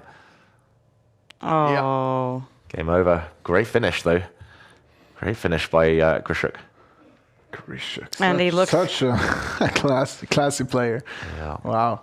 Faustino looks visibly very disappointed in himself there. I was going to say that we've seen Magnus be able to flag Grishuk in the final seconds, but not in this game. And we see that Wesley takes an important win against Jan Krzysztof Duda, who's done very well in these Title Tuesdays. So another good point for Wesley, who is 1 out of only 4 players now with a perfect 5 out of 5. This could be his week. It could be. It could be. He's playing really well. Like you said, like Duda, he's been maybe the most impressive, consistent player over the winter split. So not an easy win to take, especially with black. Looks like Andreikin might be winning on the bar over there. Might be shooting up Esipenko as well to join the leaders. My boy Arjen lost. Very sad to see, but let's hope he can come back. Maybe he will play Magnus. Is he still playing the tournament? He is still playing the tournament. I did check, and Magnus, he did win. He now has 3.5 out of 5 points. Okay. You also see Hikaru on the scoreboard now with 4 points, so he's climbing with only 1 loss, I suspect, so far. That's right. And here we go. It's Andrei Esipenko, who's shortly due for the candidates tournament against Arjun Erigaisi, who didn't make it, but is one of the elite. French defense. French defense. Interesting opening. You get this type of position which is very Frenchy with the close center usually, and chances for both players. Very, very interesting opening. Yeah, and Esipenko, it was interesting to note he paused after the French defense was played. He was like, I definitely don't want to show my candidates prep. Oh. What should I do instead? So he goes for the main line. Classical variation. Yeah, Ding used to play the French defense in his World Championship match, right? Yeah. It was funny, Ding nearly never played the French his whole career, and then he suddenly played 2 World Championship matches, played the French in both. He won one of them, didn't he? Yeah, he beat That was Lukash in crazy. game 1 of their match with the French. And here we see a very blocked pawn structure. I was always scared of playing this with black just because it felt like white has an easy plan, but there's enough pressure on the white center yet, for now, at least. Bishop d3. Okay, so you have some options here with black how to try and break open. So Arjun goes for f6, interesting choice, but you can always think about if you should go, b4 or c4 or c takes d4. There's a lot of options of how you want to try and open up the position and get this light squared bishop, some air and some life. And what should white do now? Just waiting for the inevitable break of his center. Something's coming, something's happening. Yeah, if it does nothing, it's like black will get a lot of pressure with just taking on e5, taking on d4, and suddenly the e5 pawn is going to be very weak in the middle. So you need to do something actively, I suppose. Okay, just develops the rook on a good square. Can't be too bad, I suppose. Yeah. When in doubt, improve a bad piece. Yeah. And here we go. The tactics are starting. Arjun's been playing really fast this opening, though. Okay, so you need to take with the f pawn, right? If you take with the d pawn, then there's a fork with d4. If you take with the knight, then the d4 pawn is hanging. What's he thinking about? Yeah, Ooh, I think he's maybe only just realized if he takes with this pawn, there might be rook takes knight. Ooh, classic sacrifice. Yeah, and then the pawn will fork two pieces, and he panics, he blunders, knight takes pawn. Oh, look at his reaction. Oh, he realizes. Oh, goodness. But how is black winning? Just take and then put something on d4. Yes. It's just a fork. It's just a fork. Wow. Huh. Wow, that fell apart quickly. Yeah, it really did. Wow, apparently he didn't need to panic in the last position. That tactic wasn't working for black with the rook takes knight. He could have just taken back with the pawn and the game would have gone on. Wow. And look at him, he's very upset. But as you said, David, he seemed to not want to play what he may have been preparing for against the French. And that's the big cost of playing these candidates tournaments, that you don't want to show your hand too early. Exactly. That's one reason we're speculating that has caused Hikaru's dip in form. And it was visible there that he spent like 20 seconds, 30 seconds before going into this variation, and he wasn't comfortable. It's a bit weird, though. Do you think that the players who will play the candidates are looking through these games like eliminating, okay, so he's not going to play this, he's not going to play this because... I don't think Esbenko's going to be playing this one again, yeah. But I guess if their seconds are paying attention, maybe that should be their job. Yeah, I mean, if you want to be a bit tricky, then maybe you should play your prep, because then people will think, okay, so he's not going to play this because he played it title Tuesday. I mean, yeah, I don't know. Yeah, and there's mind games involved as well. Sometimes you play almost your prep, but slightly different. Esbenko looks devastated, having blundered a piece. But that type of thing happens. Arjun plays the French quite a lot and knows all the ideas inside out. So this is heartbreaking for Esbenko. Oh, he has resigned. He's mentally not at the game anymore. No. Mentally checked out. Oh, gosh. He might as well resign, I think. Yeah. Put himself out of this misery. This is over. At this level, minute and a half down, piece down. I mean, you can try to fight for sure, but yeah, okay, Queen H5, trying to get some perpetual check or something. But Okay, that's clever. I don't know, G6 maybe? Yeah, G6 looks professional. But then suddenly Queen G4, and then I don't know. Yeah, maybe C4. I guess the white bishop can stay on the diagonal. Yeah. It's not over. It's not over yet. He does play your move G6 and, okay, keeps the advantage. How to hold these pawns, though. Bishop takes pawn sacrifice. Yeah, you don't really want to allow it, but then, I mean, okay, Rook F5 maybe? Yeah, Rook F5 looks like a good practical decision. At least white won't be too much material behind. Still probably just worse. Yeah. Or lost, but Arjun will play Rook F5. He doesn't like to defend passively. No. I would play like, I don't know, King H8 or something. King G7, but okay, he doesn't give back any material. Oh, and look at Esbenko. He's kind of waking up a little bit. Yeah. He's stopped being depressed over his previous moves. You have to accept the position as it is and try to fight on. He's alive. Calculating. E6, play F5. Ooh, maybe white should have taken the other piece. How can that be a mistake? Yes. Oh, game on. Oh, wow. Wow. Jon Kristian would love this position in a blitz game down the pub. Well, yes. I wouldn't be too sad with this position. Not at all. Okay, you have options now. Guess the rook is hanging, but do we really care about it? Oh. What? What is this? He wants to give up his bishop. Oh, but he's laughing at his own move again. No, but what's happening? You taking g6? What's going on here? I think he wanted to play pawn to f6 and catch the king, but there would have been bishop to c8 ideas. Did he mouse slip? What's happened to Esipenko? His queen gets hit. This game has been a roller coaster for him. It's even worse that he got like a brief moment of hope. And then He just threw it all away with just as we started to see him not shaking his head, he's back. bishop h6. Such a strange move. Did he play the right idea, just in the wrong order? Did he mean to give a check with a pawn first and then bring his bishop to h6 and then come in? Yeah, that's what he's thinking of now. Now he's heartbroken for the second time this game. Oh my. This game is mental torture for him. Oh,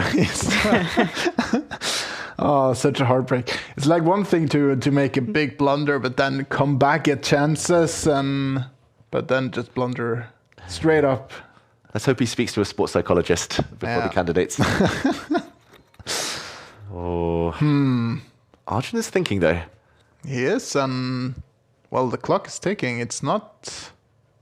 Well, I mean, Arjun is up a rook and 2 pieces, so it probably should win.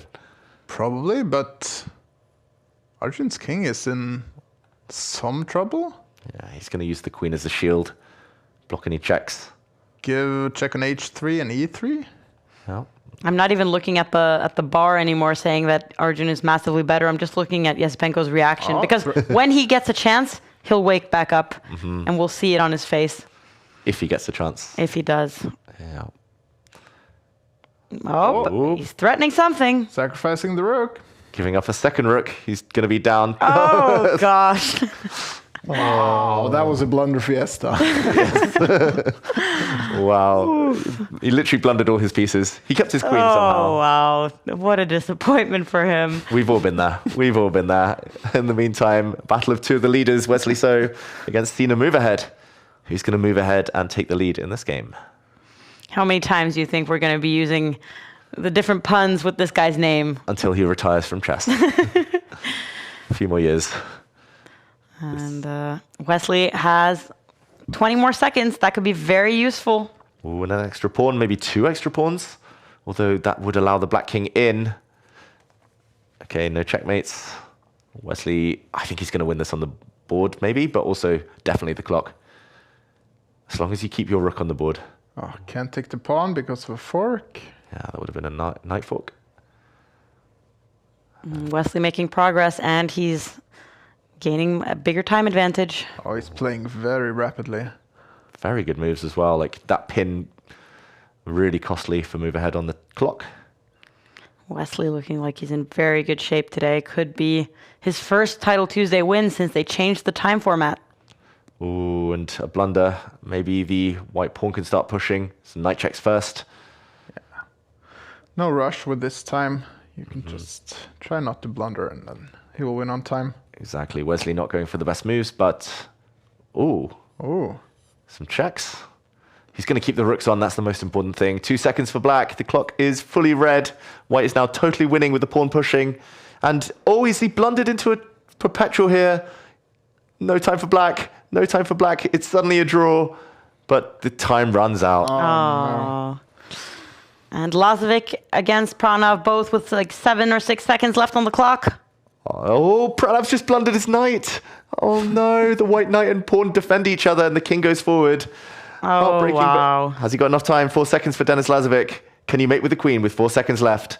Should be enough. Yeah. He's not even trying to mate, he's just making moves. He's pre-moving. He's trying to cut the king on squares, not allowing Pranav to pre-move through the checks. 2 seconds versus 1 second. Denis Lazovic's going to get there slowly but surely. He doesn't even want to use his king. 1 second against 1 second. How's Pranav staying alive? How's he guessing the moves? How is he not trying to checkmate? And there we go. Denis Lazovic gets the job done.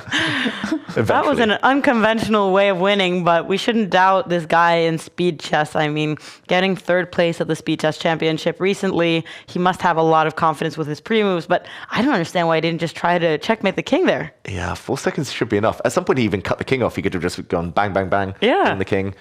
And wow, we have some big matches in this round. Wesley So against Alexander Grishuk. Arjun Hiragaisi against Denis Lazovic. Hikaru Nakamura is playing Fabiano Caruana. And Vincent Keimer is playing Faustino Oro, who recovered from the loss earlier. And, okay, Sicilian Najdorf. Yes. This is heavy, heavy stuff from both players. They both want this win. This is cool guys chess. This is how the cool guys play. Yeah. We're taking notes. Who's the cooler of the two? Oof. I have to give Grishuk the coolest guy. Thug life. Yeah. His interviews are one of the best there is, I think. I love watching Grishuk's interview compilations on YouTube. They are hilarious. Yeah, I never know whether he even means it. Yeah. He just has it with a total like deadpan expression, blank face. But Wesley also has a lot of original quotes that I feel like no other player would make this kind of a comment. So they're both really entertaining. Yeah. And now they're both leading the tournament with 6 points. It's going to be very exciting. And none of them have won the title Tuesday since they changed the format. So that would mean a lot for them and could increase their chances of qualifying for the Chess.com Global Championship in April.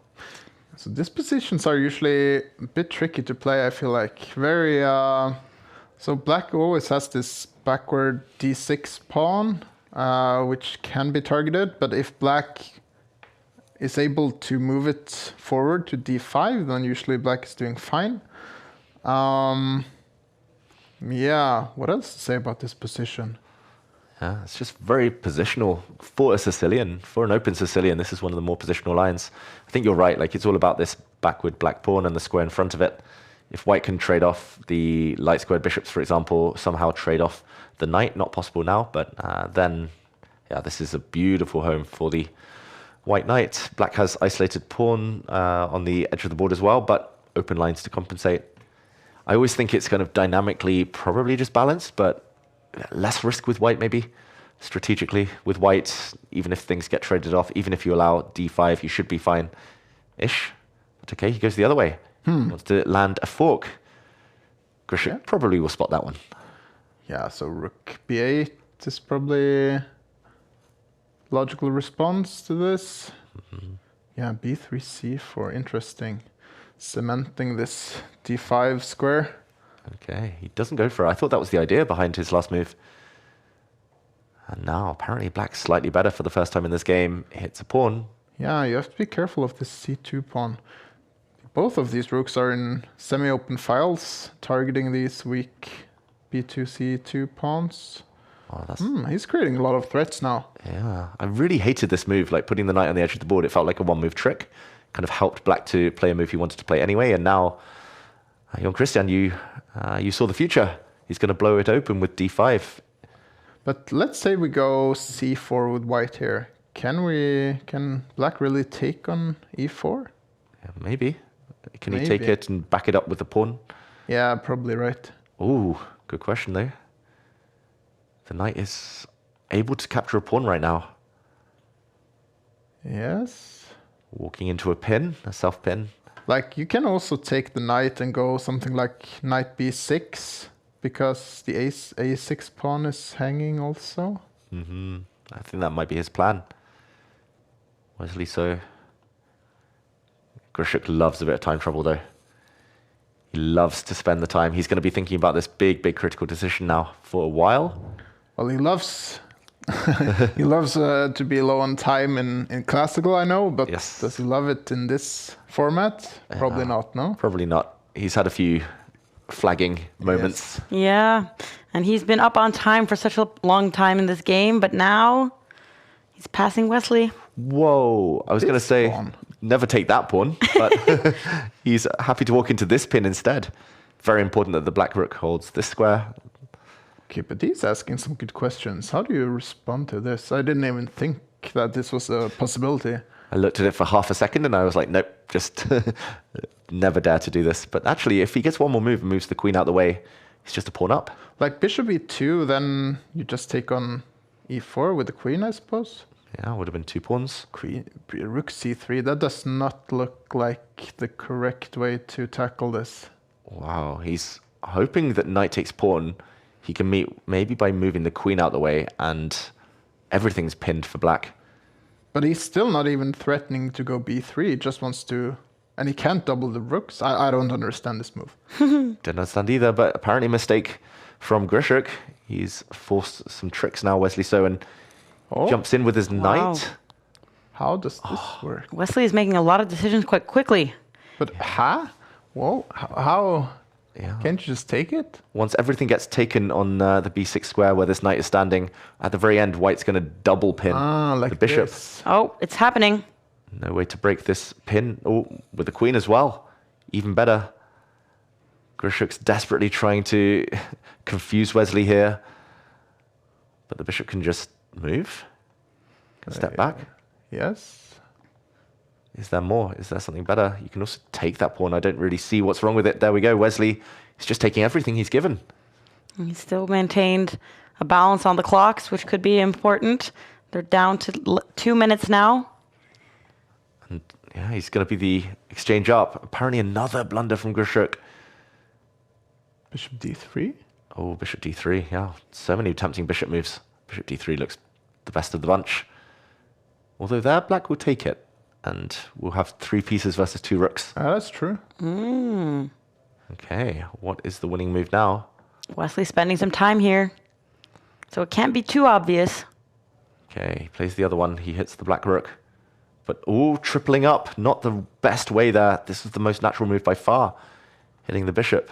Just take on d5 with the queen. Yeah, that looks good. Counterattack against white's bishop. It has to be something to hit the white bishop. Black can't move anything else. Oh, and they're both spending quite a lot of time in this section of the game. It's going to be very exciting towards the end here. No matter what the bar is saying. It's a crazy position. Wesley saves his bishop, though. Oh, maybe this wasn't the best way to hit the bishop. After all, when the dust settles, the black bishop is doomed. No way to save it. Too much pressure. Bishop b3. Can we try some tricks? Oof. Yeah, maybe some tricks with the black bishop. Minute left for Grishuk. He has to start making his decisions a bit quicker. Yeah, he gives up the knight for bishop there. But now he's just going to be the exchange down. Yes. But can he make some kind of threat to checkmate? Can he do something crazy? Some back rank tricks. Yeah, he needs to try something, but one white rook will always stay covering the white king on the first rank. What about playing the bishop next to his king, next to Wesley's king to threaten checkmate? I don't know. No, it doesn't work. Oh, I love that idea. Bishop f1, that would have been super cool. It was not. It wasn't quite working, and Grishuk's just down the exchange. I like that idea. Do you ever like to just gamble the game and hope that your opponent did a pre-move or something? Yeah, I've done that many times. That's my Hail Mary kind of test in the end. If it was 20 seconds versus 20 seconds, that might have been a genius idea. In the meantime, he's trying to keep the white rook honest. But the black bishop is so bad, and there we go. Wesley wins. If the king had taken the rook, it would have been a checkmate in the corner. And if the queen had taken, the black rook would have fallen. And here we go, heavyweight clash. Oh, wow. And that was a disappointing end to this game. I was like, oh, they've only got 40 seconds left. It's going to be interesting who's going to try to flag who, but mutual respect here, I guess, is the reason why they agreed to a draw. Yeah, they've been Fair teammates. result. Yeah. Where's the ruthlessness? I thought Hikaru? Well, we heard Hikaru discussing his game there. Hikaru, who now has 5.5 points, so still in contention. But these two guys, Arjun here with a perfect score so far. What? Oh. Forktown. Denis Lazovic gets the job done. Yep. It was a skewer first of all, then a fork, and the game ends. White losing material. Denis is just so cool. Never looks flustered. Arjun was on such a hot streak, but he has been stopped in his tracks. That means that Lazovic, he is at 6.5 points, as we can see, in second place behind Wesley. So the only player with a perfect score after 7 rounds. Could be Wesley's big day after just beating Grishuk. And I have been paying attention. Magnus, he's still playing, and he has won 3 in a row. So he's at 5.5 points, and we can see him in 18th place, just behind Arjen. So Team Norway is doing pretty good now, Jon Yeah, Kristian. Arjen is back on the scoreboard. It's nice to see. Maybe we'll have a Norwegian matchup. Wow. Final seconds here. Wow, Faustino, he was actually at a winning position earlier against Vincent Keimer, but he's got 3 seconds extra. If he can keep the rook on, he can flag his German opponent. 4 seconds versus 7. The clocks are red. Faustino's so quick. He had chances. Will he get more? He's taking big risk here. It's a drawn position. Faustino, 3 seconds. Vincent has no time. And we see a fist pump there from Faustino. He gets the win. Wow, that was the definition of a dirty flag. It's almost as if Faustino's apologizing to his opponent with all of these head shakes. But very important points for him. Faustino now at 6 points out of 7. Definitely could be one of his best results ever in this Title Tuesday.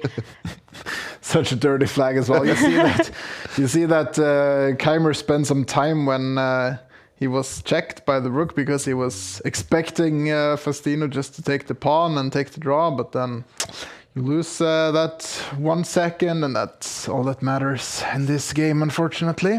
Exactly. It's the tricks of the trade, it's experience. And I mean, he's 12 years old, but he's got a lot of experience in those types of battles. Oh, Vincent's going to be fuming. But Faustino, fantastic. He did what he should do. Everyone's done it. Everyone needs to. If they want to win Title Tuesday, you have to be ruthless. And Alexander Grishuk, he is back to this old thing. Yep. Back to the trusty Najdorf. Didn't work out last time. Slightly different variation this time as Nepomniachtchi jumps in with his knight. It's going to get traded off, most likely. Can't let that live for too long. Why not? Probably the white pawn backs it up. I see. Or, yeah, knight takes this bishop, the white rook slides, and difficult to defend some pawns in the center. Makes sense. Jan has won 5 games in a row after losing his second round. So it's encouraging to see so many of these top players. They're kind of messing it up against their lower rated opponents, but then they're striking back. Grishuk, who had a perfect score for a very long time in this tournament, just losing for the first time in his last round. So he kind of needs to brush off that loss against Wesley So. Yep, still enough time after the second break to charge ahead. Okay, the bishop moves. Black castles. Yeah, this pawn structure, I've always really liked it from the black side. Just having a bit of flexibility. If the black knight ever moves, you get to start pushing your f-pawn forward. It just feels like, especially in blitz, having extra pawns in front of your king to throw towards the enemy king is good. But white does have the 2 bishops. White does have a nice square for the knight, maybe, to put some pressure. And white's, of course, going to try and throw some pawns forward of his own. I would love to see Grishuk on camera here. He's a very expressive player as well. Always frowning. Yeah. Yeah, my craziest time scramble was against him. We both had around 1 minute on the clock, with increment though, but for 25, 30 moves. And yeah, it was crazy playing against the master himself. Dark squared blockade in the meantime for black. So how did it go, David? I won. Yes, of course. But I don't think I would win many of those scrambles against him. I started from a position of strength, luckily. Okay, now I really like white's position. This pawn is hit. The rook is going to be kicked away. Yeah, it's sad that I can't play like queen c7, which I would love to do, but then, yeah, the rook is just trapped. What else to do? Maybe queen in the corner, but it looks a bit superficial. He brings it to d7 instead. Yeah. Nice square, but maybe the black knight wanted to use that square. Yeah, white has options here. Yeah, bishop e3 makes a lot of sense. Rook c1 makes a lot of sense. Free up the queen a little bit. What else to do? Bishop b6 maybe? Yep. Go pawn hunting. Yeah. He's doing the same, but just in a different way. Hitting an undefended pawn. And yeah, what black needs is a knight somehow to come over to this side of the board. Just sit on the dark squares, but not easy. And now the pawn is very weak on a light square. Yeah. It's like this pawn, You can always just trade it off as well if you want this white with b3 or b4, starting to try to create a majority. The counterplay is coming. It is. And a minute up for Nepomniachtchi. That's also an important factor here. But Grishik, I feel like he isn't usually prioritizing the clock in, like, that's not his main focus in most of his games. But he was able to trade off that pawn on the left side now. Yeah, he just prioritizes good moves. He wants to win on the board. He's very, very classical in his training, in his understanding. Surprised he hasn't pushed this pawn immediately. Yeah. Felt like that was the whole point of his last move, getting the black knight out of the way. But maybe he's got something else in mind. He first hits the white queen, forces her back, and now, surely. Oh, he keeps postponing it. Okay, once the bishop's off. Also good kind of long-term decision, but the black knight now somewhat clumsy. Almost trapped, only has one square to come back to. Funny. And there we go. White pushes through in the center. We've seen a change in pawn structure. Double attack, knight hit, pawn hit. Okay, so rook e8 maybe. Rook e8 was also possible. He's trying to threaten that instead. But can white get away with grabbing this pawn? Is that too greedy? And then dropping the white queen back to defend the bishop. That's probably fine. Okay, he goes back the other way, getting his queen out of harm's way. Yeah, so he's semi-threatening h4. Why not go to d3 though? Yeah, he wanted to get the queen out of the way so that he can start throwing his pawn forward. Ah, this is his plan. There we go. Maybe it was first better to kick the black knight, but definitely easier for white to play this position. That pawn's so strong. Oh, that's a big pawn. Oof, this is ugly. Suddenly, the black rook had to stay on the 8th rank. If it had moved, then the white queen would have swooped in to break the blockade. So if h4, do we go knight e6, just trying to, yeah, undermine the pawn a little bit? That looked the way to go. He's trying to stop your idea, knight to e6, but now the knight's kicked away. Okay, nice square in f6 though, hitting the pawn, but it's still really strong. That square was too nice. He would take that knight if it ever lands on f6. Yes. Oh, the white pieces look so active. The black pieces look so passive. They are. It's getting tougher to find moves. No checks for the black queen. Wait, she's trapped. Wait, the black queen is trapped. Wow. That is beautiful. Black pawn has to dive in the way, but it's going to be at least a 1 pawn, maybe 2 pawn advantage for Nepomniachtchi. Yeah, Nepo's taking this for sure. Unless he makes a huge error. Yeah, he's being very professional now, just getting the queens off. Black is playing without a rook. And barring any miracles, looks like a white win. So professional decision, David, is that usually like a practical decision, you feel like? Yeah, exactly. Just something to minimize the risk. Someone with a lot of experience. Yes, you don't want to give your opponent any hope, even if the counterplay is like fake and just purely visual. You don't want to even give them that. What would be the best compliment you could receive, Jon Kristian, if David said something about one of your moves? Like professional, that's up a there. very nice compliment. Yeah. Because I feel like I don't play very professional chess. So, You play romantic chess. yes. So if I suddenly start playing professionally, then yeah, that would be a shocker. I have to check you for stockfish. yes. Oh no! In the meantime, this position looking very, very good for white. This is going big pawns. from bad to worse, move by move. Yeah, you can start pushing another pawn.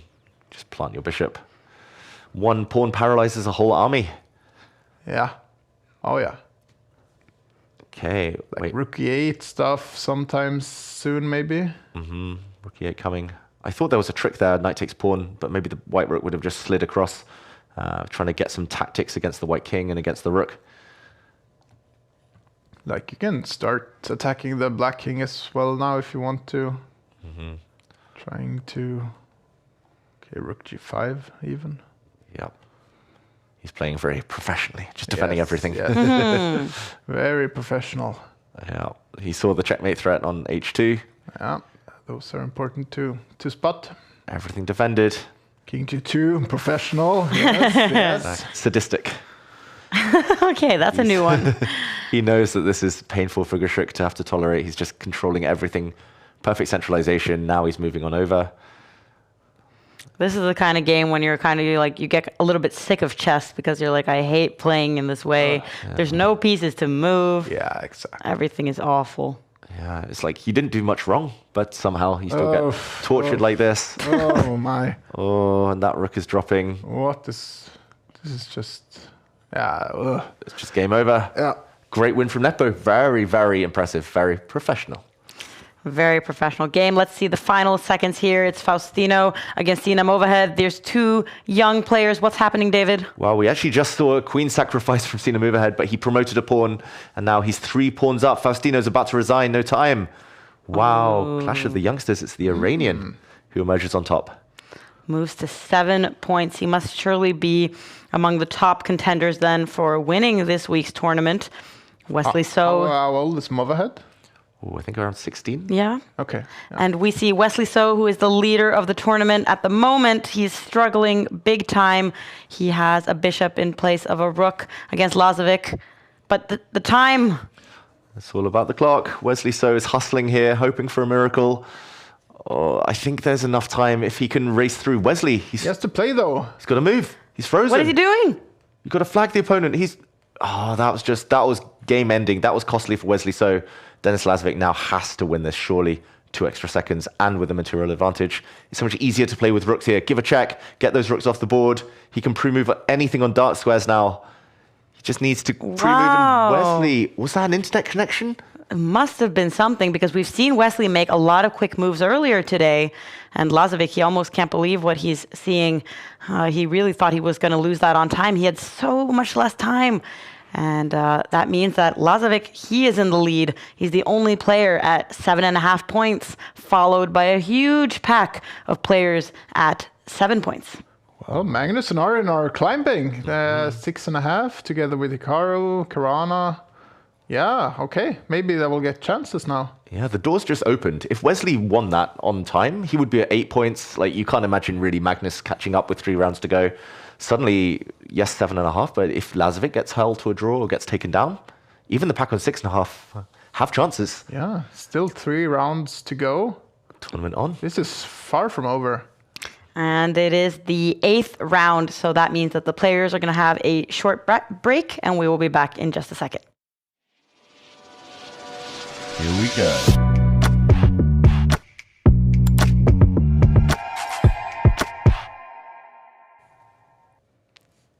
All right, and I thought we might take another look at the country standings now that we have 2 Norwegians in the top 20. I'm not biased by any means. Please, let's hope. Let's hope. Yay! 15th. And Jon Kristian, you have been a coach for the national team. So this is good for you. Yes. You have reason to be proud. I'm very proud. I hope Arjen will continue his streak. It seems like he has won a lot of games in a row. I don't know who he has played, but 6.5 at this stage of the tournament is still really strong. Absolutely, and it could be his best placement ever. He's currently in 11th place as we see here, so he even has the opportunity to win the tournament. It is wide open. And some of our viewers, they may have seen this QR code today during our broadcast, and I thought I would explain a little bit about that. So I do have my phone here, and I will show you guys what happened when I visited the app that you are taken to through this QR code. And David, the first thing I'm noticing, what have you been up to today? Let's just say that I was in the office alone for half the day. I didn't know what else to do. I was trying to warm up for this broadcast. You know, my mind was a bit sluggish. I'd been traveling yesterday. I wanted to see tactics, play tactics, and I ended up playing lots of ultra bullet games, 30-second games. 30-second games. Yeah, and I must admit, I was being a bit naughty. I was playing like knight f3, knight g1, knight f3, knight g1 to try and play as quickly as possible. But, wow. And so you played 27 games, and you won all of them. Yeah, but not against Grandmaster opposition. It deserves a reaction, and the reaction appropriate for this is insane. You're spying on me, Maud. And we can also All see my sins laid bare. what I'm actually taking a little bit of offense to is that I played one game yesterday, so that's nothing in comparison to you. I was just like, oh, I'm bored, I'll play a game. And then everyone is reacting with this like mind-boggling expression to me winning a game here. And I was happy that I at least got one nice comment. Clean game through and through from Joel. So that's what's going on in the Take app. If anybody else wants to share their 27 bullet wins or just a single 3+2 game like I did, you can do that by signing up in the waitlist in the QR code in the top of the screen. And let's start looking towards the final 3 rounds, guys, because it could be anyone's games. If you had to make a bet, Jon Kristian, who are you betting on? Well, I would still bet on Magnus. I mean, if he wins the rest, his tiebreak is pretty poor, though. So, who else to... Well, Lasavik has shown... Amazing form. Yeah, very good form today. Who else? Well, Wesley. Well, he slipped up a bit now, but... Can he bounce back? Yeah, probably can. Probably can. Nepo also showed a really good game, I thought, against Grishuk, so he might be a contender. What about you, David? Yeah, I would say Wesley or Nepo, just the form we've seen today. Out of the pack, the chasing pack on 7. I do think it's going to be hard for Hikaru, Magnus, those lot to catch up. But it all depends on Lazovic. He's the only one with his fate still in his own hands. And interestingly enough, Wesley, he has never been on the podium in these Title Tuesdays since they changed the format, which is obviously very disappointing for him. As you were mentioning earlier, he used to be one of the finalists in all kinds of Champions Chess Tour tournaments, always being the one who was like the best in the matches against Magnus. So it's been surprising, but maybe today can be the day that he secures a lot of points. And Hikaru Caruana, I can't really remember having such an open possibility for anyone here going into the final 3 rounds. Yeah, it seems like Wesley has been adapting a bit to the format, but I noticed how slow he was playing in the end there of his last game against. Yeah, was that an internet connection? It's hard to tell, but even if it was an internet connection, that's not a good sign. That is true. Maybe he did find out just today, though, that this split, the Title Tuesday split, helps qualify for the Global Chess Championship because he did win that event a few years ago. Oh yeah, he's the reigning champion. Exactly. So maybe that's why he suddenly perked up and started joining these Title Tuesdays. Maybe just in the nick of time, but he will have to win this week, next week, maybe to have any chance of qualifying. Yeah, absolutely. And it's all about being top 8 in the winter split. So that's very important. And Wesley did secure so many points through the Speed Chess Championship by getting to the quarterfinals. So it is looking better and better for him to qualify for the Esports World Cup. But the Chess.com Global Championship also directly can qualify you there. And those spots are very coveted by many of the top players. But, it's going to be difficult to choose what matchup we follow now. Magnus Carlsen against Ariane Tari. Oh, yes. Please. Are we? I didn't suggest it. It's not Team Norway who suggested it. Oh, it's a battle of frenemies. Who's going to take it? Jon Kristian, as the Norwegian team captain, who was the easier player to manage? Arian. Okay, so this is going to be a fun one. They played in some big games in their careers. H4. Whoa, H4. The Black Knight often likes to go to G6, so the H pawn pushing makes sense. This is the Cozio defense in the Roy Lopez. Cozio defense. Cozio. Wow. Yeah. You know your stuff, David. Well, I've played it many times, only in Blitz though. But yeah, G6 or knight to G6 tends to be Black's next move, so Magnus preempting it. He's the king of the Roy Lopez after all. But yeah, they faced each other so many times. Magnus knocked Ariane out of the World Cup in 2023. Yeah, of course, they played on the same team for years. A lot of mutual respect. F5, let's go. Why not? Yeah. Delayed. But Ariane's spending a lot of time in this opening right now. He had not seen that move before, maybe. Yeah, I mean, I've played this variation my whole life with the Black Knight coming out, and I've only seen H4 maybe a handful of times. Okay, so it is a thing, though. It is a thing, but yeah, Black has multiple ways to play. I'm not such a fan of what Ariane's done here because his development is still going to take a while. Magnus loves this pawn structure as well with the kind of Maroczy bind type position, especially if white can blow the center later. But now it's a grip. It is a grip. And how to untangle? Don't play g6. Okay, so it goes for rook b8, which indicates he wants to play b5 to try and remove the pin. Yeah, he's going to try and break the pin by pushing his b pawn. Yeah. And will Magnus just play it slowly, steadily, or will he try and punch through in the center while black isn't fully developed yet? Magnus spending some time for the first time in this game. Ooh, actually bringing his queen out to the same file as a rook. That's quite unusual. Yeah. Very superficial way of stopping this pawn push from happening. Yeah, I guess if he doesn't allow that, then at least the pin is maintained. And, So if Arjen takes on f3, do you take back with the g pawn then, just to maintain this pin? Because if you don't, then b5 and knight, then the black knight gets a really nice square in the center on d4. But taking with the g pawn looks a bit ugly, no? Yeah, it looks really ugly. But I guess it's really hard for black to develop. Like, if you move this knight, white even has tricks after that bishop trade of taking a pawn with the queen sometimes and taking later the knight on c6. But the bishop goes all the way back. I don't like that. No. Felt like there must be other ways. It's just really frustrating for black that he can never push the g-pawn due to this checkmate idea. But now he's moved his bishop twice.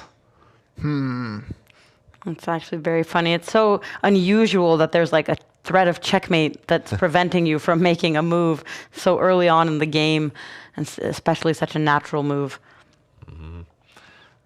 And now Magnus, he has to decide which side to castle his king on. Okay, d3.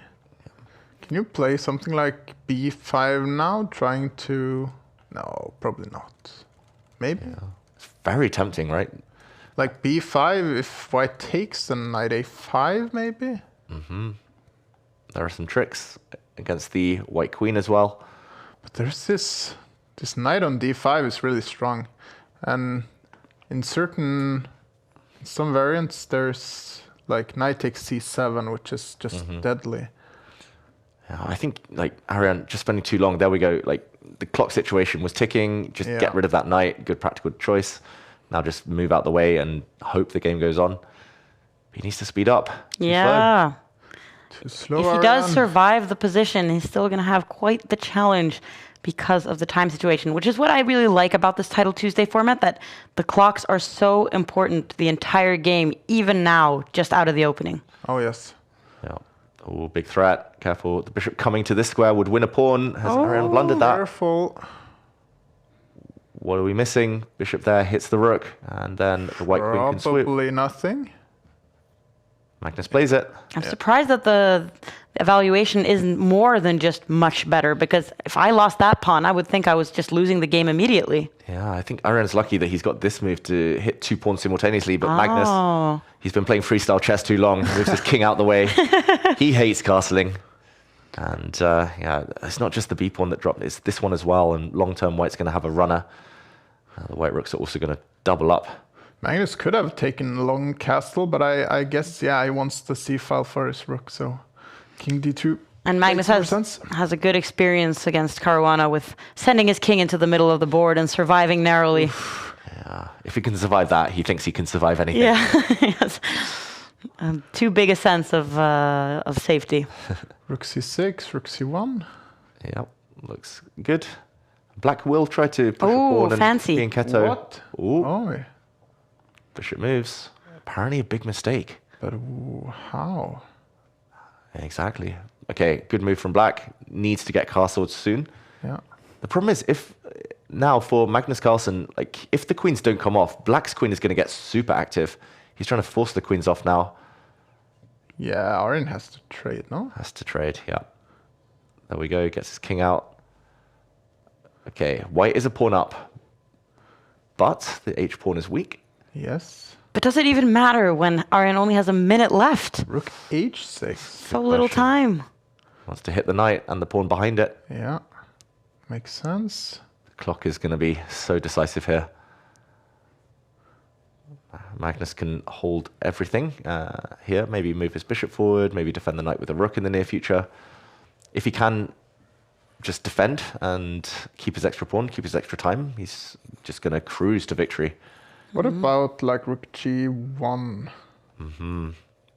Also very tempting. But Magnus is listening to the pleas of the audience in the studio. Spend some time, make it more interesting. Exactly. Even out those clocks. We want to see a bullet battle between these two.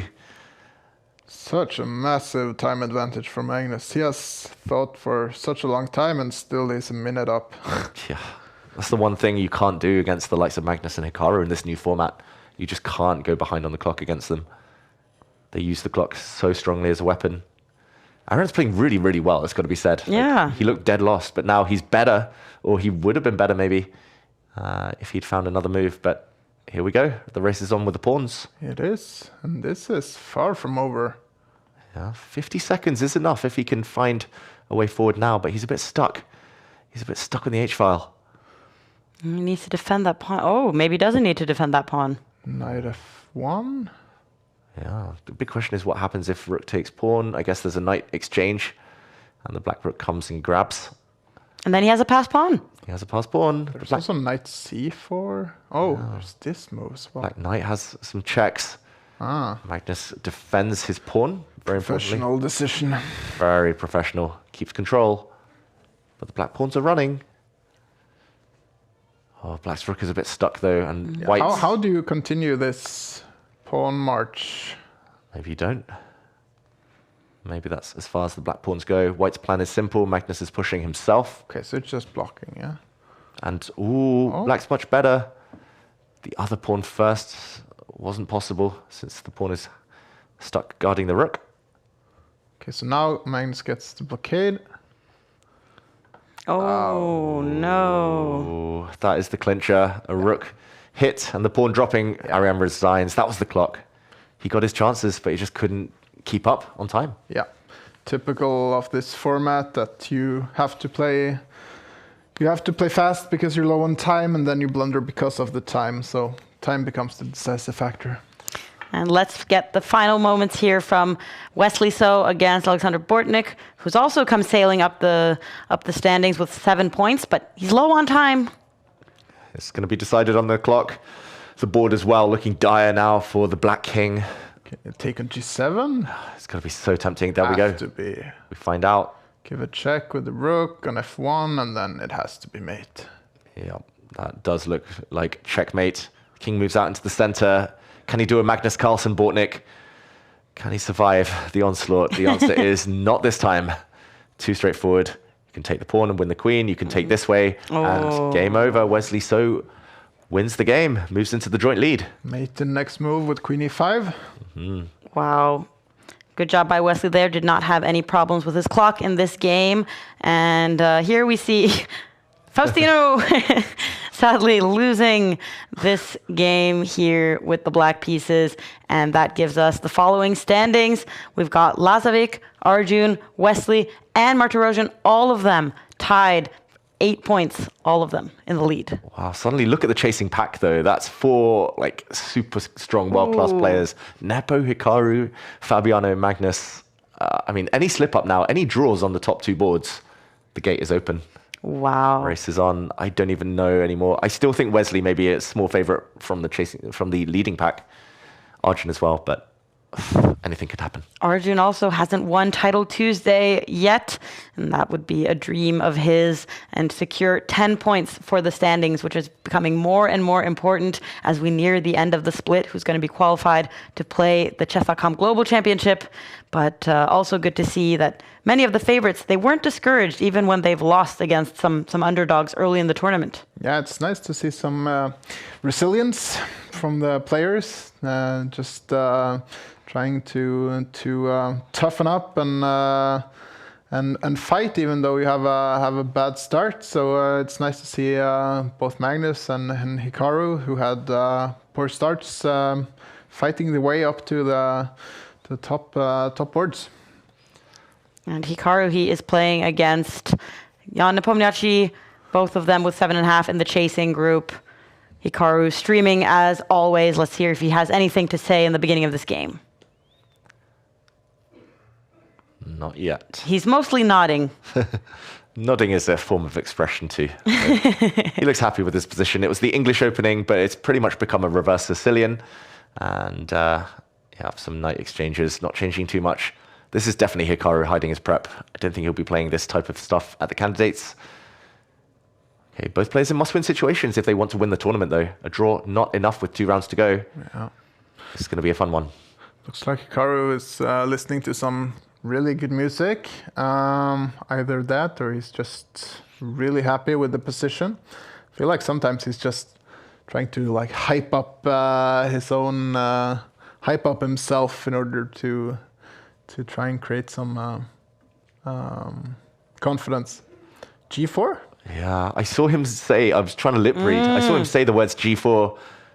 Is it going to happen? Yeah, why not? G4, H4.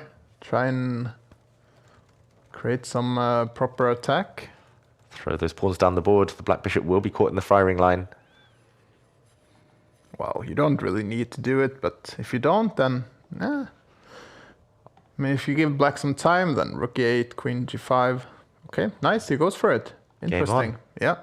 Game on. The computer doesn't approve, but this is the start of the fireworks.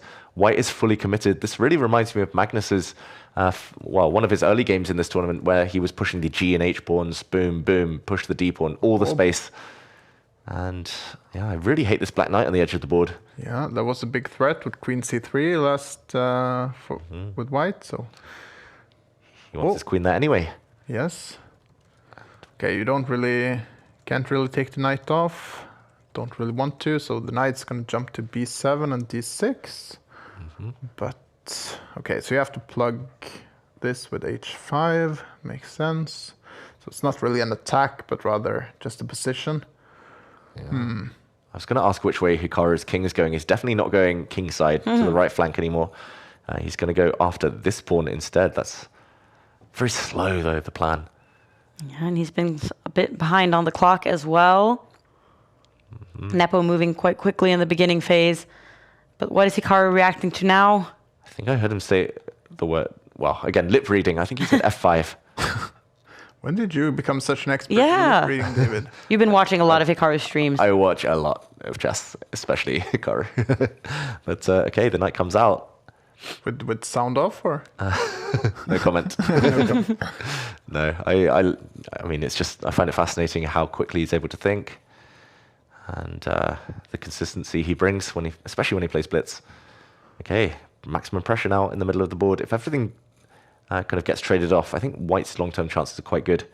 Minority attack on this side of the board, and maybe a weakness long-term here. So there we go. Nepo has to blow it open. That's why he used that rook. Yeah, the h5 pawn is a potential... Yeah, that's going to drop probably. Maybe not. I mean, white has some issues as well, because black has activated the rooks quite nicely, so maybe there will be some issues in the f file or along those lines. Wow, he takes back with the pawn. I was expecting the Interesting. queen, but okay, I guess in compensation for the ugly pawn structure. Yeah, so if you take this... Well, what? Can't he take and play queen f7? No. Stuff is happening. It's happening quickly. It's happening. They're both playing so fast. Now take on c4? Ooh, but No, G6 g6. is coming. No, but the queen f3? Yeah, black can get the queens off, but I'm not sure he wants to. Yeah, maybe not. Maybe. Knight takes pawn is the big question. The white queen cannot recapture due to this one hanging. If not, then Nepo's just a pawn down. I think he has to go for it, right? Before white just defends everything. Probably, yeah. Like knight f5, is that something? Go after the h4 pawn? Oh, wait, is this a threat? Knight with a check? Opening up the G file? Looks like Hikaru's calculating. Yes, maybe you're right. Maybe some calculations needed. Very unclear. Queen g6 then, maybe? Queen. Oh, he walks out the way. Queen h8, that's such He's admitting that there was something. Nepo actually was worried about something here. That's such a hard move to play, though. Like, he's a pawn down, at the very least. Hikaru's looking very interested in this position. Yeah. He's usually talking so much, and then sometimes when he'll just like be completely silent for a bit, it means he's on to something. Exactly. And the question is whether black can even keep the queens on, or whether you have to jump in and swap before the white queen ever gets the chance to leap in with a checkmate. Something smells fishy here, he says. Exactly. I promise it's not me here in the studio. Yeah, something is off with black's position. Oh, it's Nepo who is smelling a bit fishy here. Yep. Is that your lip read of what Hikaru is saying? Yes. Take on c4. Yeah, and the central pawn would hang once the black queen and knight disappear. Yeah. So Nepo's trying to triple up on the open line. So if the Hikaru takes the queen, what do you take back with? I think with a pawn there, just because there was a double attack only on that one occasion. Yeah, right. Yeah. But, ooh. Okay, now queen's come off. But the white knight is hitting the rook. This looks super attractive for white now with the d pawn marching.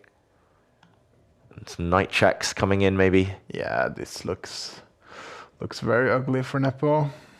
Oof. I think he's just going to push. There we go. Pass pawns are there to be pushed. On castle?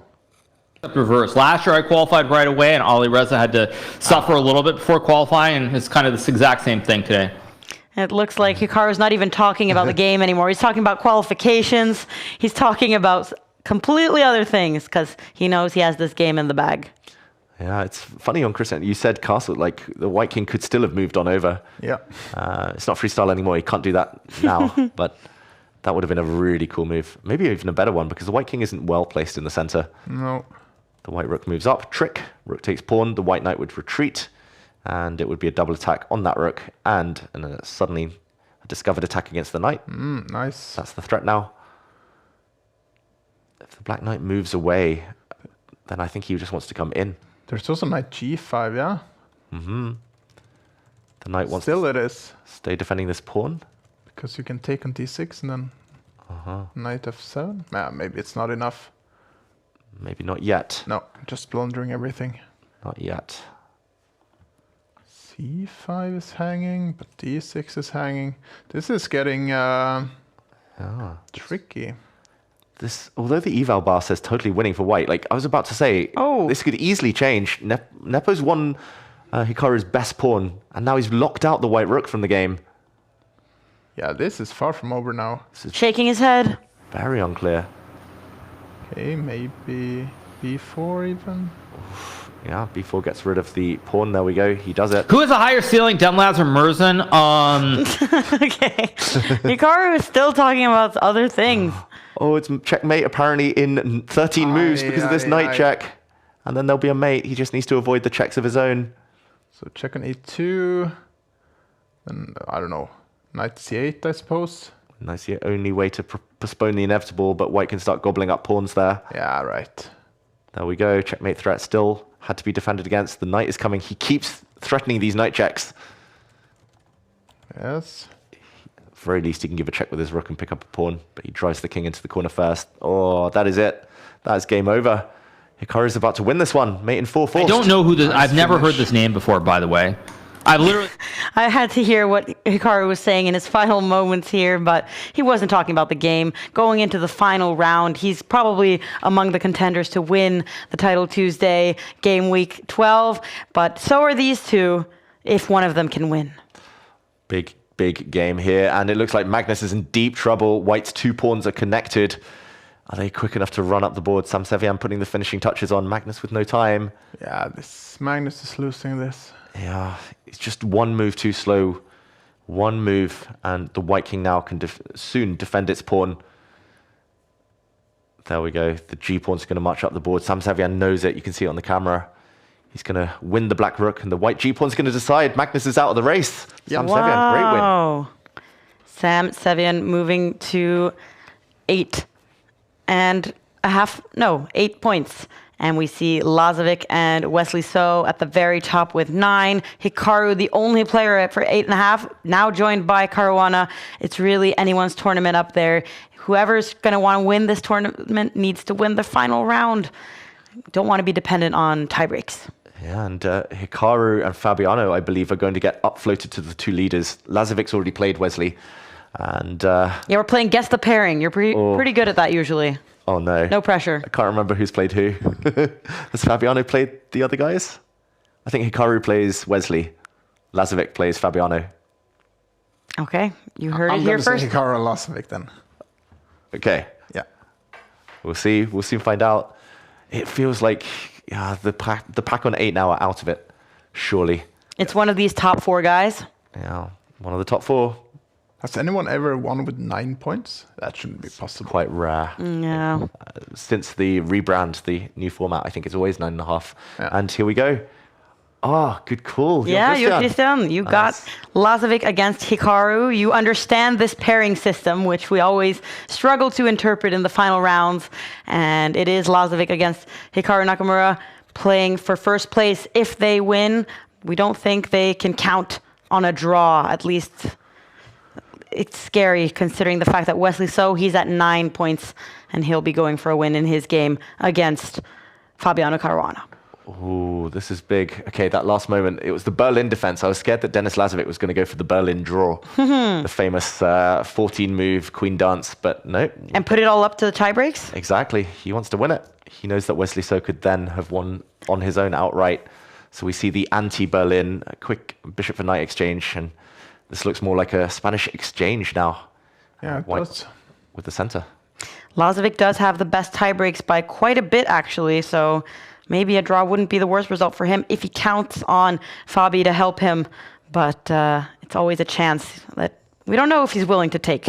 Well, it shows he doesn't trust Fabiano. Well, it wouldn't be unreasonable to trust Fabi either, but it's better to just try and get the job done for yourself.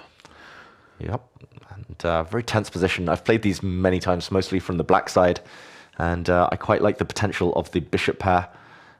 One plan for black is to throw this pawn down the board, and a bishop on this diagonal. It's actually quite nicely placed, but very, very tense, of course. Lazovic is good at finding these positions where he can play very strategic games. Yeah, and of course, there's revenge on Hikaru's mind as well. Lazovic beating him just last week in the Speed Chess Championship. A bit of drama to end that match. Yeah. Hikaru, unfamiliar with the rules, despite having played 10 of those tournaments before. Yeah, that was crazy. In those final moments. Was he asked about that afterwards? Because I thought it was like he was just you didn't buy it, saying that to himself to like, it didn't matter, it really mattered. It's also weird because in the match against Alireza, kind of a similar thing happened. It's how Alireza was able to get to the tie breaks was by winning that final game after the time had run out. So yeah, I think Hikaru's mind was probably all over the place after that many hours of chess, especially a half hour of bullet chess. It's not really possible to be reasonable in that moment. Yeah, high stress, live audience as well. Hundreds in the arena there. Ultimately blundering it in the last moves of the final game. And losing a direct ticket to the Esports World Cup. I mean, he has a lot of points on the Champions Chess Tour leaderboard, but being guaranteed a spot is very important for these players. It's the most prestigious or the most prize-giving tournament in all of chess. Exactly. Lucrative. A lot of money on the line. Hikaru will make it probably, but it would have been nice just before the candidates to kind of tick it off his list. Yeah. To say, that's done. Now I fully focus. But that's why he keeps going. The white knight has a nice square, but as soon as it jumps in, the black bishop will take this piece. Yeah, not too much happening just yet. They have been shuffling pieces around, putting pieces on good squares, but still a maneuvering game.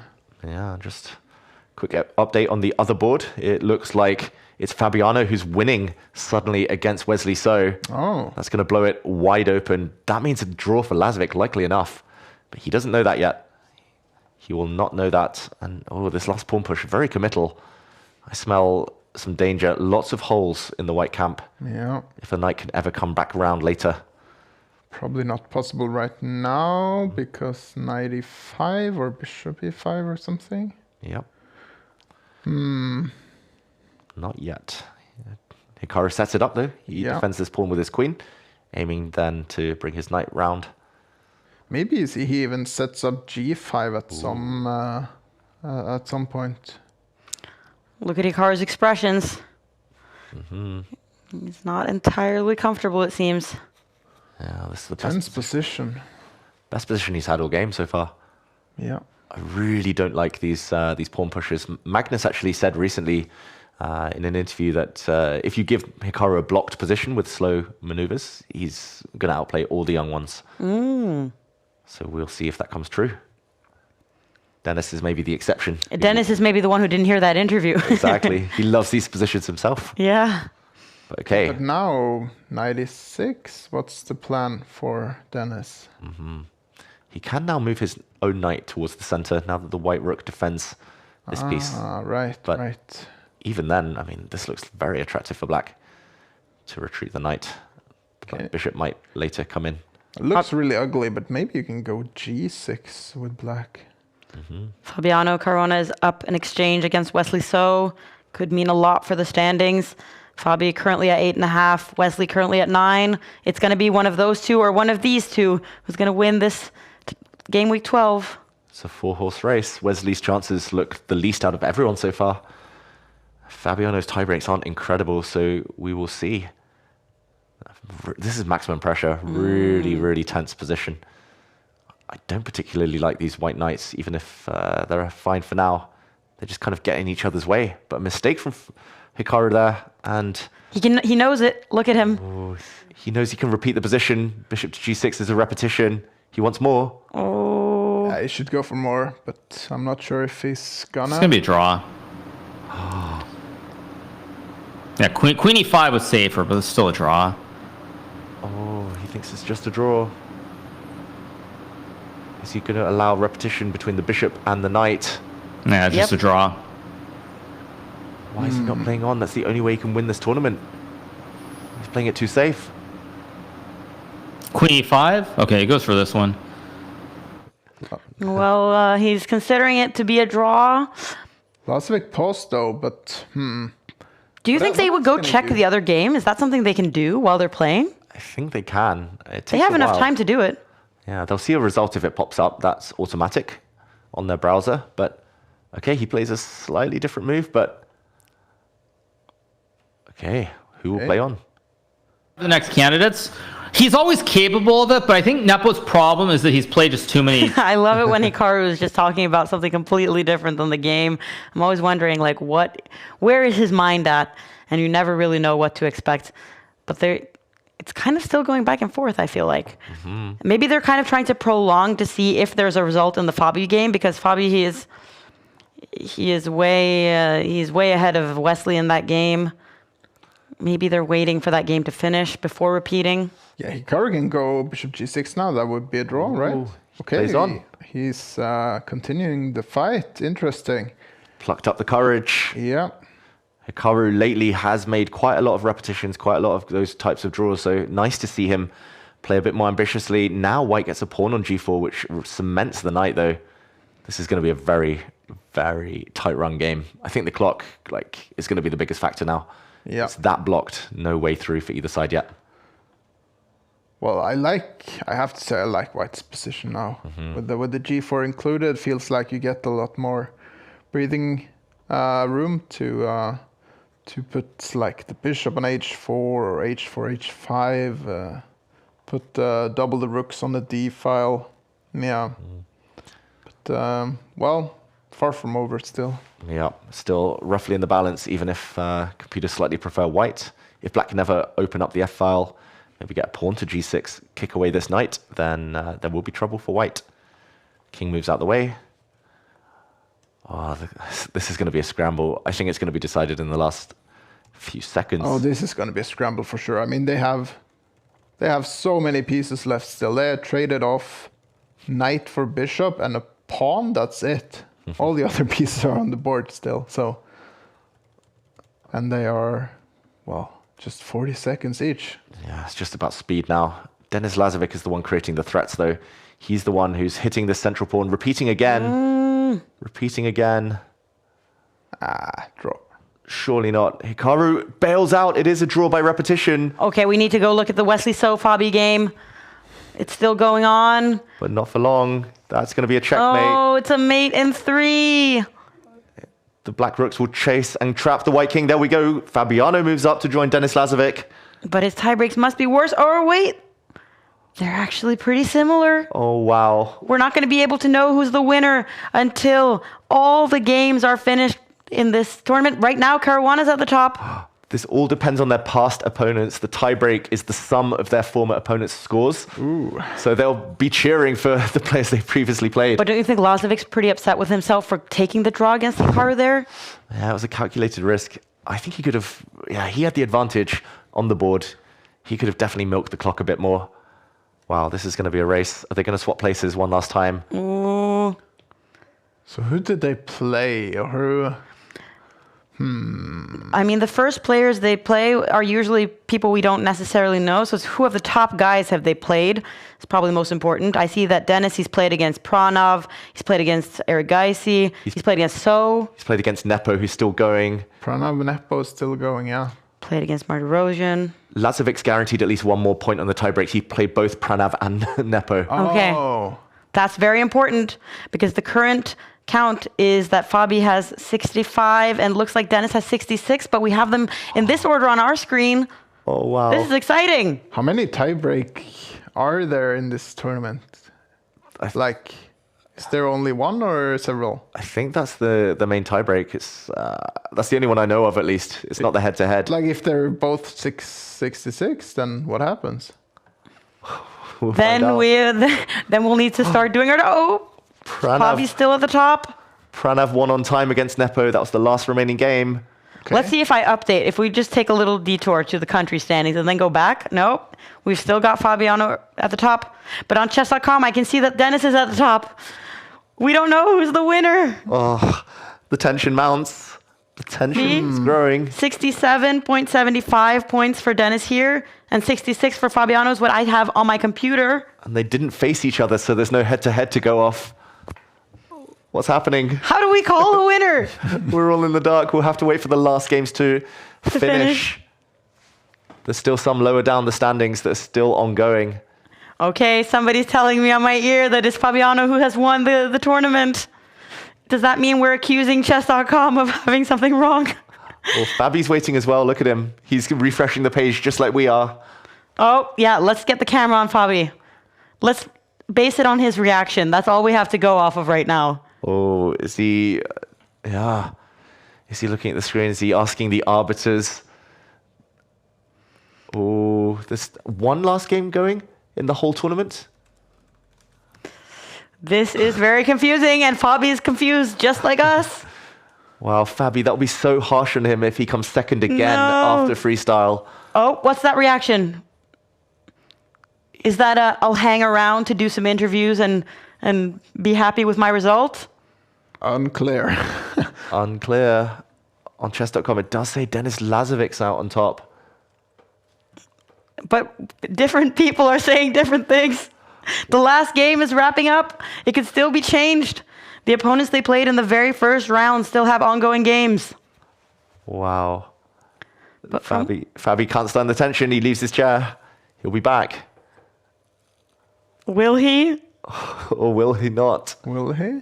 Wow, last game is still wrapping up. Fabiano, he's trying to check what's going on. Wow. I mean, to come runner-up so many times, Fabiano, of course, this is just one Title Tuesday. He'll win many more in the future.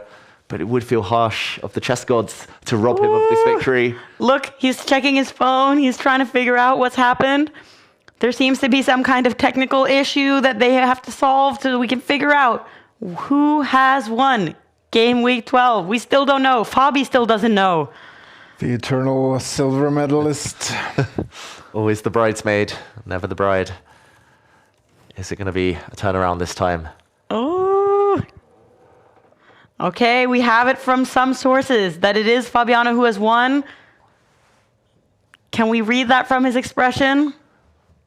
Well, that's just third of a quarter of an expression, I think. It might be a quarter of a point on the tie breaks that separates Yeah, it does look like it could be. Well, Jon Kristian, I'm reading this right. Yes, you are. Yes, I am. I'm not blind.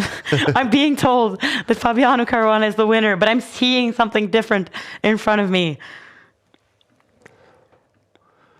Okay, we have confirmed it is Fabiano Caruana who is been crowned the winner by chess.com. So that's the one we'll go for as well then. Congratulations to him. We have him at the top of our standings, and a well-deserved, very barely a victory for him. wow, the tie breaks went in his favor. Yeah. Chess gods, they do exist. They were smiling on him today, and well-deserved. I mean, that last game, we were following another one, but he crushed it. He just destroyed Wesley in the final game with black. Not easy to do. And nice to see the recovery so quick from Freestyle. Has to be a nice consolation to get this win after his devastating second place this weekend in the freestyle chess. So congrats, Fabi. Very nice comeback for him. We do see that Arjen is the best Norwegian. Magnus actually lost his final game as well, so really not the best tournament for him. And it's good that his competitors can then seize the opportunity to win a Title Tuesday. And I believe this is the first Title Tuesday victory for Caruana since they changed the format, since they removed the increment. And he's never really been viewed as like the strongest player in Blitz, so good to see him on top. Yeah, fantastic. And he's not yet confirmed for the Esports World Cup. And despite, I think, still being attached to an esports team, he's not confirmed for the Global Chess Championship either. So for him, it's going to open up some doors. He was one of the few who did also sign that letter from NVL. So he's playing on the Grand Chess Tour. Yeah, he might have a dilemma if he qualifies for Esports World Cup. And we can now look at the split 2 standings. We see that Sam Sevian, who defeated Magnus in the second to last round, he gained a single point. Lazovic gaining 7 points. And Fabi climbing into 10th place means that he's still in contention to get among the top 8, which is the most important to qualify for the Chess.com Global Championship, which we see here in the second to last column, that a lot of points are going to appear there after that tournament is held. Definitely important tournaments. And then we see, of course, not any real changes here to these players, except for Wesley So, who now secured another 4 points to get him currently to a 5th place here and currently qualified for the Esports World Cup. Yeah, great week for Caruana, who's now in 3rd. That looks like he's going to be on course if he can keep his consistency up. MVL down there in 8th. We'll see if he rejoins the action next time. But yeah, what a week. So close. It seems to always be the case that 9.5 is the winning score. And especially when so many of the top dogs, the giants, turned up. Not an easy victory, and more reason to celebrate for Fabiano. All right. Well, that was a very intense final round here in Game Week 12. It was the second to last week. Thank you, David, for being here. Thank you, Jon Kristian, for supporting us in these final moments, trying to figure out who in the world won. And we will be back next Tuesday. See you then. Oh, that's a blunder. That's just a blunder. Discover check, picks up the queen. And his opponent resigns. No. He's making Just quick moves. no time. You have to trade the rooks off. You got to gamble. Oh, he had to give the check first. Jan was supposed to check on h7 first. I think he just played the wrong move order. He just got confused. And now he's down a rook. Oh my goodness. Oh, that's a nice move though by Zhang. That's pinning the rook, harassing so many different points. 3 different things are under pressure right now. Even 4 if we count the pawn. He just gave up. He just couldn't find a move. Here we go.